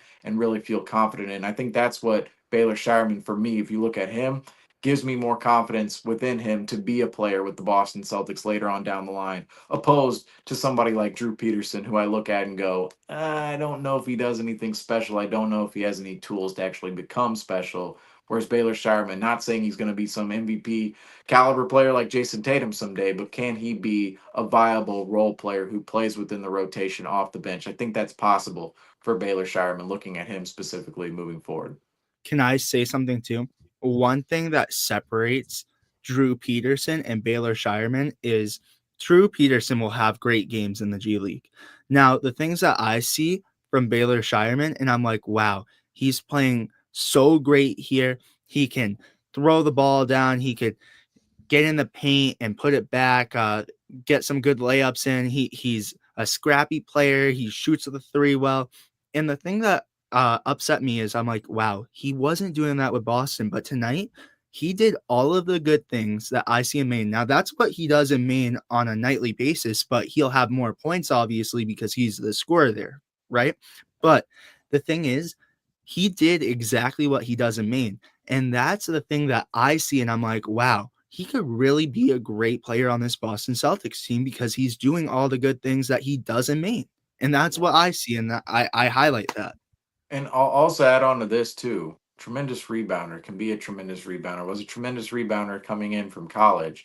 And that's something too that has to be stated, is guys who actually want to go out there, grab boards, get scrappy, like you said, and really make an impact on their team in that way. Those are some of the things too. I mean, Peyton Pritchard kind of does it with this Boston Celtics club, amazingly as it is, how short he is, but not only grabbing a rebound, but affecting the rebounding game entirely. I mean, even if you don't grab a rebound, you can box somebody out. You can really get in there, tip the ball to somebody else or tip the ball elsewhere for your team to get extra possessions. And that's definitely something to be said about even more players in the league when it comes to rebounding. But Baylor Shireman that's another part of his game that sticks out as potentially interesting later on in time, is that he has been a good rebounder in the past, and I think he can be a good rebounder in the NBA. I honestly look at Baylor Shireman. I thought he was going to get more run this year than he did. I mean, we're sitting here in game 63, could get more run the next 20 games, but I thought he was going to get more run in the first 60 games of the season. Hasn't happened yet, but sometimes there are some late bloomers. Takes a little bit of time. Baylor Shireman, he is a multi-year college guy. I think there could be a possible slot for Baylor Shireman later on down the line, just because of I'm a Shireman fan from the tools aspect of his game. I do think he has multiple tools within his game that you could refine if you're the Celtics organization and turn him into a legitimate role player someday later on down the line. I really do see that for Baylor Shireman. For some other players on the team, specifically the main Celtics, look at some of the two-way players. Some of the possibilities are few and far between. But if you're looking at Baylor Shireman, specifically the 30th overall pick last year, the first round pick for the Boston Celtics, I think there could be a future for Shireman in there. Just the one thing that I want to see is more minutes. We got to see more minutes out there. We got to see more data from Baylor Shireman. Tonight was really the first good night out of him all season long. But what we saw tonight, those are all things that to me go in with Baylor Shireman, what he could be with the Celtics someday. We're going to hop into the Lakers matchup real quick. But before, I want to ask you this question, Griffin. And simple yes or no here. Does Drew Peterson stand out in the G League? Yes, 100%. Yes, he does. Okay. And does Baylor Shireman stand out in the G League? 100%. Yes. Okay. So that was not the answer I was expecting. I won't lie. I was expecting you to say no on Peterson, but again, you are more of a main guy. And I said this last show, and I'm going to back you up because I trust what you see. So if you say Peterson stands out and he's a standout player there, then maybe again you add some size, maybe there is a future. But again, I tend to agree with both of you guys a little bit more. I lean towards Shireman. But let's hop into this Lakers game, guys, because it kind of feels like potentially the first time we're going to see a resparking and a rekindling of the NBA's greatest dynasty. I'm here for it. I'm excited. When I found out Luka got traded to the Los Angeles Lakers, I started to kind of get excited because it kind of feels like it's back. Celtics versus Lakers. You got the Lakers, who are right now, I believe, the 2 seed out west. The Boston Celtics are the 2 seed in the east. Two teams making a push to a potential NBA Finals matchup. Guys, in your eyes, how big is this Saturday primetime 8:30 matchup, Celtics versus Lakers at the TD Garden? It's huge. It's a big game. It's not like the game you saw against the Lakers last time where Russell popped off, Austin Reeves popped off, and it was just like kind of a Lakers team that they beat the Celtics. All right, they're not going to make a playoff run. Well, now you have Luka Doncic. Yes, Luka Doncic. I can't believe I'm saying this in terms of Celtics playing the Lakers. Like that seems weird. Like, yeah. A year ago, I would have been like, oh, if I said this to myself a year ago, you're crazy. Don't talk to me. Like, you don't know anything about the NBA. No, that's right. Luka Doncic, the guy who we just played in the finals, is now with the Lakers with LeBron. Like, it's weird. I think the biggest thing is, like you said, Rob, this kind of sparks that rivalry. I think a big thing is, like, the rivalry was known, but it kind of went down a lot. Like, it hasn't been so intense as it has, like, back with Magic and Bird, like it hasn't. Obviously, everyone talks about Celtics Lakers rivalry. Those Kobe versus KG and Pierce days. Yeah. That was legit.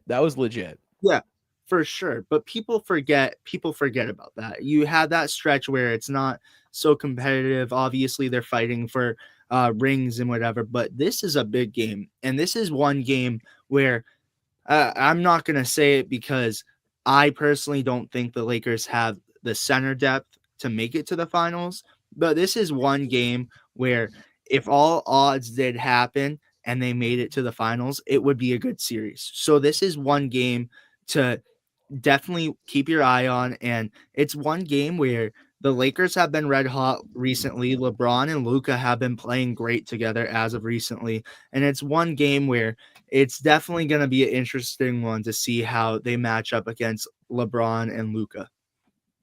Yeah, the Lakers, looking at who plays for the Lakers now, it's unbelievable LeBron plays for the Lakers. I mean, he's been on the Lakers for 6 years, but that was unbelievable when it happened because that was really combining the two most evil forces in Celtics Nation and putting them into one. It was LeBron James on the East Coast. It was the Los Angeles Lakers on the West Coast. Well, hey, how about we just put them all into one and pancake them together and play them all on one night, LeBron and the Lakers? Well, now we're doing that yet again, but we're triple stacking it with Luka Doncic, who we played in the NBA Finals last year. Now all of a sudden he's playing with our rivals out west, the Los Angeles Lakers. And to me, what I want to see out of this Lakers game is the Celtics actually show up for it and really exemplify for everybody else around the league how important this rivalry actually is, no matter what time period we're in. Because I think it's important for the league to stick with their great rivalries that we've seen from generation to generation, and even though those rivalries can kind of peter out and fizzle out in some sense, where we think about the Celtics and Lakers, they haven't faced an NBA Finals in nearly 15 years now, or this will be year number 15 if they do not face in the NBA Finals this year. Regardless, the rivalries, I like to see the rivalries stick in time, and that's what's really important within the NBA rating sphere, as well as those rivalries. We are missing long-standing rivalries in the NBA that really has to do more with players and individual teams from eras. But knowing the Celtics and Lakers history between each other, it's very important for this rivalry to really mean something for the NBA as a whole, and it not fade away into the back of the stage and people go, oh, well, Celtics and Lakers doesn't matter as much as it did in the past. Celtics and Lakers should always matter, no matter who's out there playing, no matter which team is in what position at any given point in the season. Celtics Lakers is something the league has to make matter. And that's what I want to see out of the Celtics, particularly coming into this game at the Garden, is the Celtics playing well on the Garden floor yet again, but also showing some more energy, more intensity within their games that really shows the crowd and shows everybody else within the NBA fan base that this Celtics Lakers game actually means something to the players on the Boston Celtics, because the game against the Lakers last time around in Los Angeles was an absolute embarrassment by the Boston Celtics. It was the second night of a back-to-back, but yet most guys didn't play on that first night of the back-to-back. It was an overtime game out in Los Angeles, and that second night it was on TNT. The Lakers in their yellow, the Celtics in their green, one of the best uniform matchups in all the history of the NBA, in which we haven't seen since 2022. We won't see again this time around for all the uniform fanatics. We'll be in white and purple this time, but that uniform matchup from back in Los Angeles, pristine. We were getting ready to go. Tip off comes, and the Celtics completely lay an egg. That is never what we want to see in Celtics versus Lakers. So this game, I would say, is going to be important moving forward for the Boston Celtics, just to keep that good those good home habits up. We talked about the Celtics performing at home a lot lately. We want to see the Celtics continuously play well at home. They put 2 great games in front of us, but we expected the Celtics to come in and handle business within these games, whether it's the Blazers and the Sixers. You think about even the Nuggets game, you'd say that game was going to be a game the Celtics were going to have to fight in, but 3 straight home wins. The Celtics have the chance to make it 4 straight against the Los Angeles Lakers. And another thing I'll add on here about the Lakers in this matchup against the Celtics is the fact the Lakers are an actually good ball club with, I would say this season so far, there's only 20 games left, but I think the Lakers are actually in contention for the NBA title at this point in time, just because of where they are within the seeding and the players they have on their team around Luka and LeBron.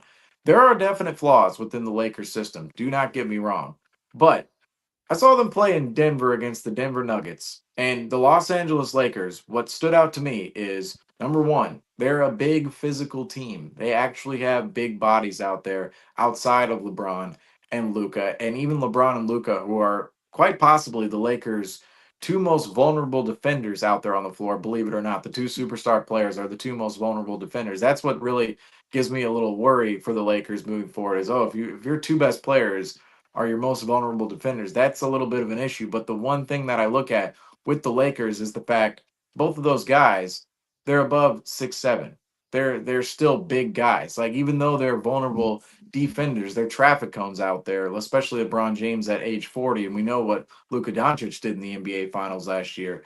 The thing about the Lakers is, even though those guys are traffic cones, they're still really big-bodied players. And around them, they have players in which can actually go out there and defend, be big bodies themselves. And there's really not a weak link on the Lakers that I look at and go, oh, you can really pick on that guy all game long. If you're going to pick on somebody, it's going to be LeBron or Luka, maybe even Gabe Vincent out there. But we know he's been a hound dog in the past with the Miami Heat. Just looking at their entire roster, they have guys in which can actually go out there and defend. And on the offensive end of the floor, they're going to come up with open quality shots because Luka and LeBron, they're the guys passing the ball. And it really feels like with LeBron, particularly on this Lakers team, the thing that also stood out to me was how much LeBron was doing by doing almost nothing. LeBron on the offensive end of the floor would almost stand in one spot at certain points of time and still just find guys wide open via the timing of the offense and just the rhythm of the offense and everything LeBron knows inside his brain, what's going on the offensive end of the floor and who's moving where on the defense. LeBron, I think really next to Luka Doncic, this might be one of the easiest superstars he's ever had to play next to, just because of Luka's ability on the offensive end of the floor. How much attention Luka draws himself as an offensive player. We really, with all the talk of the Luka trade, obviously everybody thought it was just a complete asinine move by the Dallas Mavericks. But at the same time, a lot of people were clowning on Luka Doncic for his conditioning and Dallas not wanting him. Well, through that, it was kind of forgotten that Luka Doncic, even with the injury month he sustained, he, of course, hurt his calf on Christmas Day against the Timberwolves, what ended up being the last game he played in a Dallas Mavericks uniform. That month out, the conditioning questions, everything that went on with Luka, people forgot this guy was a legitimate 38-8 player every single night. And LeBron James has that on his team. LeBron James, he doesn't have to be the focal point of the offense anymore. He doesn't have to be the focal point of the team anymore, quite frankly. And we don't have questions surrounding, is Anthony Davis going to be healthy, blah, blah, blah. The Lakers certainly don't have the big man rotation to go up against a team like Nikola Jokic and like other teams with big men out there, particularly the Boston Celtics 5 big men guys that we actually feel comfortable with. Actually, let me just disclaimer before I want to keep going on the Lakers, but just want to throw this out there. It seems like Xavier Tillman doesn't play because he actually can't move on a basketball floor. Just saying it out there. It seems like Xavier Tillman doesn't play because he can't actually move. But I'm talking about the Lakers right now, so I'll continuously talk about LA. I think the Lakers could be a legitimate championship squad. I don't know if they're going to win the championship. I could see them making a run in the West, though, because I look at LeBron, I look at the talent around LeBron, I go, okay, Luka might be one of the best, if not the best teammates LeBron has ever played with. They're the second seed right now. I look at the West. I mean, the first seed we're looking at going, oh, maybe a little bit too young. I trust the Nuggets more than every other team, really. The Rockets still strike me as particularly young. The Timberwolves, they're just complete. I'm out on the Timberwolves. I know they've been a little better the second half of the season, but I'm out on the Timberwolves. The Warriors, I don't know about their depth entirely when it comes to the Warriors, but I look at the Lakers, I go, okay, LeBron in the West against a bunch of teams you don't trust entirely.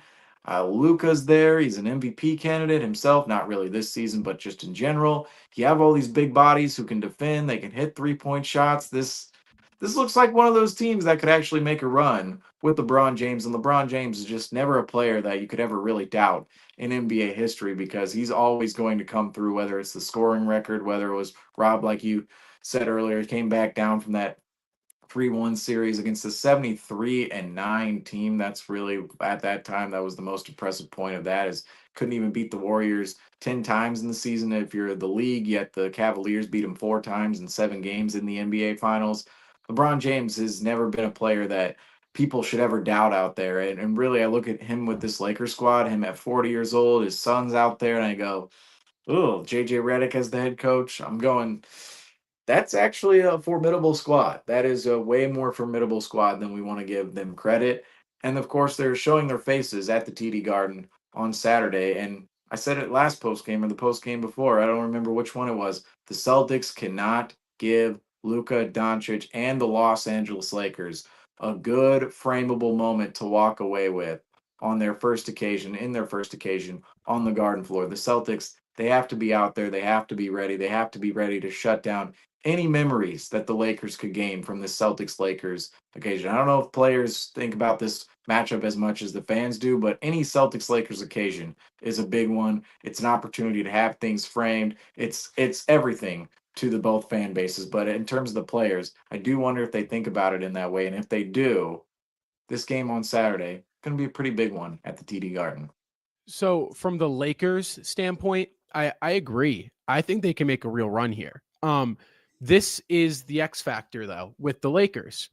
If they're sitting comfortably in the 1 or the 2 seed, and you can get LeBron James that extra week that the play-in grants the first 2 seeds alongside that like week span where you're already locked in and you can go into playoff mode, given LeBron James 2 weeks to get his body right, he will be able to not break down and put together a playoff run. A lot of what we've seen out of LA these past couple years is LeBron just runs out of gas. He's 38, 39 the past 2 postseasons, and he's playing from behind. They're in the play-in, and then they're the 6th seed, and they're back in the play-in, and now they got to win more. So they're always going. They're never in, okay, let's get ready for a playoff push mode, right?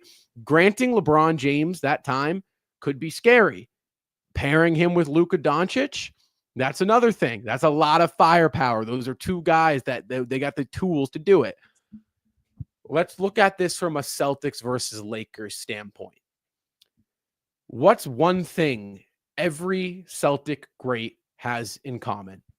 They have beaten the Lakers, and it has been a Celtics-Lakers rivalry.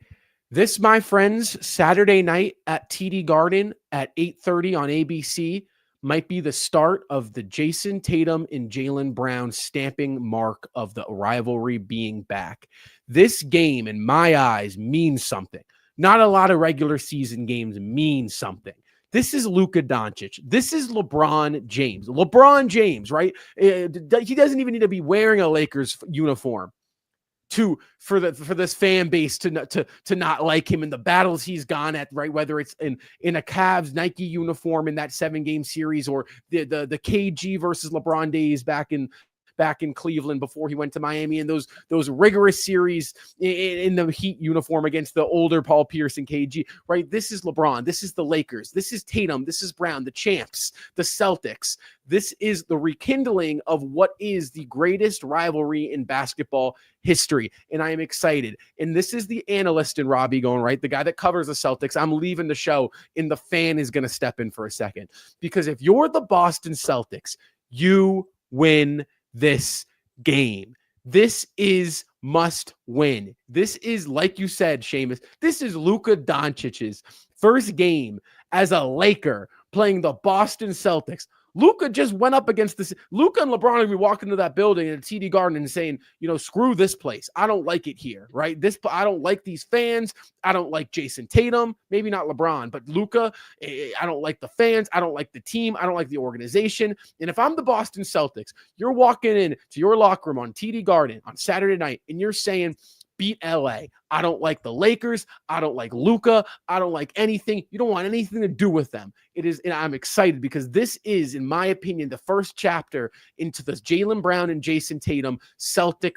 They're already Celtic legends, but this is how you rewrite it. This is how you get above, like if you're Jason Tatum, you get above Larry Bird and you get above those greats. You beat the Lakers. If you're a Celtic great, you beat the Lakers. And it starts Saturday night in my eyes. You show up, you play. I don't care who you got. I don't care who's in, who's out. You're the defending champs, and you show the LA Lakers who exactly you are. Shut them down. This is a team that has weaknesses. They're a good team, but there are clear weaknesses. Jackson Hayes, that's a point of emphasis in mine. Attack the paint. Put Luka Doncic in action. Honestly, LeBron's been defensively pretty good recently. I still go at him a little bit. I test those legs. I test his age, but he's actually been pretty solid on ball and off ball.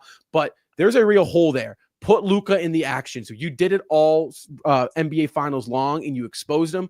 Do it again Saturday night, guys. I believe this game holds a lot of attention. Fans are going to want to see this. Luka versus Tatum, LeBron versus Jaylen Brown. It's got the stardom. It's got the history. It's got the jerseys. Like you said, it's got that feel, almost what the fans have been looking for to hold on to, a rivalry they can hold on to. This is it right here, guys. And it starts Saturday night. And there's a reason why tickets are $1,000 right now for this game. There's a reason. It's not like they're just putting it on for a regular season game. No, there's a reason. You said it right there. There's a reason why they're so expensive. There's a reason why people are going there. And there's a reason why the TD Garden is going to sound like the NBA Finals on TV. And it's how it's going to be. Like, you just said it right there perfectly. I want this to kind of go back in time, go to the Kevin Garnett era, make it personal, make it something that we haven't seen. Don't make it this little, all right, I want a foul call, cry about it. No, make it blood. Like, I want a fight. I don't want a fight. I want a battle. I want the Celtics to go in there and just give it all they have. And like you said, Rob, there's a thing that makes the Celtics great, and that's beating the Lakers. And that's why the ticket prices are so expensive. And that is why on next game is going to be so incredible. It's going to be incredible. It really is. I cannot wait. It is going to be a game you don't want to miss. It's like I said, it's in my eyes the rekindling of the rivalry. And Seamus, you said it. It's what the fans kind of have been waiting for. And in my eyes, maybe this is just a delusional storybook ending, but this is the finals I want. I want Celtics Lakers. I want Luka versus Tatum. This is what I want. I don't want anything else. I don't want to see Denver's versus, I don't want Oklahoma. I want the Boston Celtics trying to repeat against the Los Angeles Lakers, the 2 seed. And that's why this game has meaning, guys. The Lakers are good. The Lakers are good. They have a young star, right? Like the last time we kind of saw like a big game, Celtics Lakers, was 2020, right? You remember we actually had some great matchups there. LA was the top dog. Boston, however, was like still this young and frisky team. Tatum was in year 4, or excuse me, year 3. And we were title contenders, but also like, were we really title contenders? But now it's like the Celtics are champs. LeBron's a champ. Luka's been there, right? The stardom, everything. It's going to be big. You're not going to want to miss it. And I cannot wait. Celtics Lakers, it's just classic. I feel like we need one for every era. Just every era we need Celtics Lakers. And we've seen a couple of times this decade we've narrowly missed the Celtics Lakers finals. Two times. 2020 we were right there, conference finals, didn't quite make it through. The Lakers, of course, walked away with that title. Then 2023, and right there, 2023, right there. Obviously, the Nuggets came away with that title, but we've been very close. And I look at the standings right now. Seriously, the standings to me freak me out in the West. Because out of all the teams we're looking at for most of the season, the Lakers weren't really sticking out as the team that could go on the run. And yet they trade for Luka Doncic. And people are talking about when they do trade for Luka Doncic, the Lakers do, how they're not going to be in title contention this year. This is a trade for the future. They're retooling around LeBron and Luka. Who cares if you have a center or not? Because you have Luka Doncic on the roster. In 2 years, you can definitely find a center out there for Luka Doncic. And meanwhile, you have LeBron on the roster with Luka. Yet throughout all that talk, throughout the Lakers aren't contenders. Oh, they're 5 seed, 6 seed, 7 seed. Well, they're the 2 seed. I legitimately look at their seeding right now and go, they are the 2 seed. The Thunder are clearly number 1. Thunder and Cavs, they've been number 1 all season long. We understand it, obviously, from the East perspective. But the Celtics, we're chilling out here at number 2. We want the number 2 seed this year because we understand the number 1 seed is unrealistic at this point. Though the Lakers, they're going to be in the same seeding as the Celtics when it's all said and done, if they can keep that record and that win percentage over the next 20-odd games. The Lakers will end up being the 2 seed if they can keep that slot. And we typically look at NBA champions and teams that make the NBA finals. They typically come from either that 1, 2, or 3 spot. And the Lakers, they're sitting right there comfortably at 2 right now, out in the Western Conference, surrounded by a bunch of teams we don't exactly trust for one reason or the other, whether it's youth or actual personnel on those rosters. And the Lakers, they have 2 of the most offensively savvy superstars in the league in LeBron James and Luka Doncic. And then again, with the defense, particularly talking about the Lakers, I think their defense, it's going to be a little bit better than expected just because of their size. I really do like the idea of the Lakers' size making some trouble and really putting some other teams into a more troubled stance than we thought during the NBA playoffs. But I still have some questions of in terms of the Lakers, if they have the entire personnel board and the versatility to go up against some of the other rosters in the NBA, whether it's out west or even amongst the Eastern Conference teams. If you really want to talk about the Celtics and Cavs as the 2 greatest contenders, you can throw in the Knicks in there as well, the Bucks, Pacers, if you really wanted to throw them in. But I just look at the Lakers roster right now and go, wow, this is a roster that, with the 2 players at the top in particular, who one of them you never really want to doubt out there in NBA history, that is definitely a team who could go on a run later on in time. It's definitely a team the Celtics could see later on in time in a month that is much warmer than the month we're in right now. But going ahead into this game on Saturday, I want to see this rivalry actually mean something again. It's meant something very minimally the last, I would say, decade or so, considering it's all regular season games. We've had a couple of moments in there, but the talent just hasn't matched up. The timelines haven't quite matched up for one reason or the other. And now it seems like, Luka, who we just faced in the NBA Finals last year, one of the best half-court players in the entire Western Conference, he's now on the Los Angeles Lakers, and this very much does feel like a rejuvenation between the Celtics and Lakers, thinking about how many Celtics rivals are now laced on the Los Angeles Lakers roster. I think moving forward with the Celtics and Lakers, the league, if we want to rekindle the league's ratings with anything, I think the Celtics and Lakers that could be the thing that actually puts the NBA ratings in an uptick like it did back in the 1980s. And it really has all started just right now. I mean, we're not going to see those ratings go up overnight, but an acquisition like Luka Doncic and maybe a couple more matchups later on in the season by the Celtics and Lakers, I think that could definitely change in time. So Celtics Lakers, always a huge event, not only within the Garden, within the almost said Staples Center, the crypto.com arena, but even on here too, the Celtics Talk Weekly post-game show, the Lakers games, always a little bit different out there, no matter what the result is.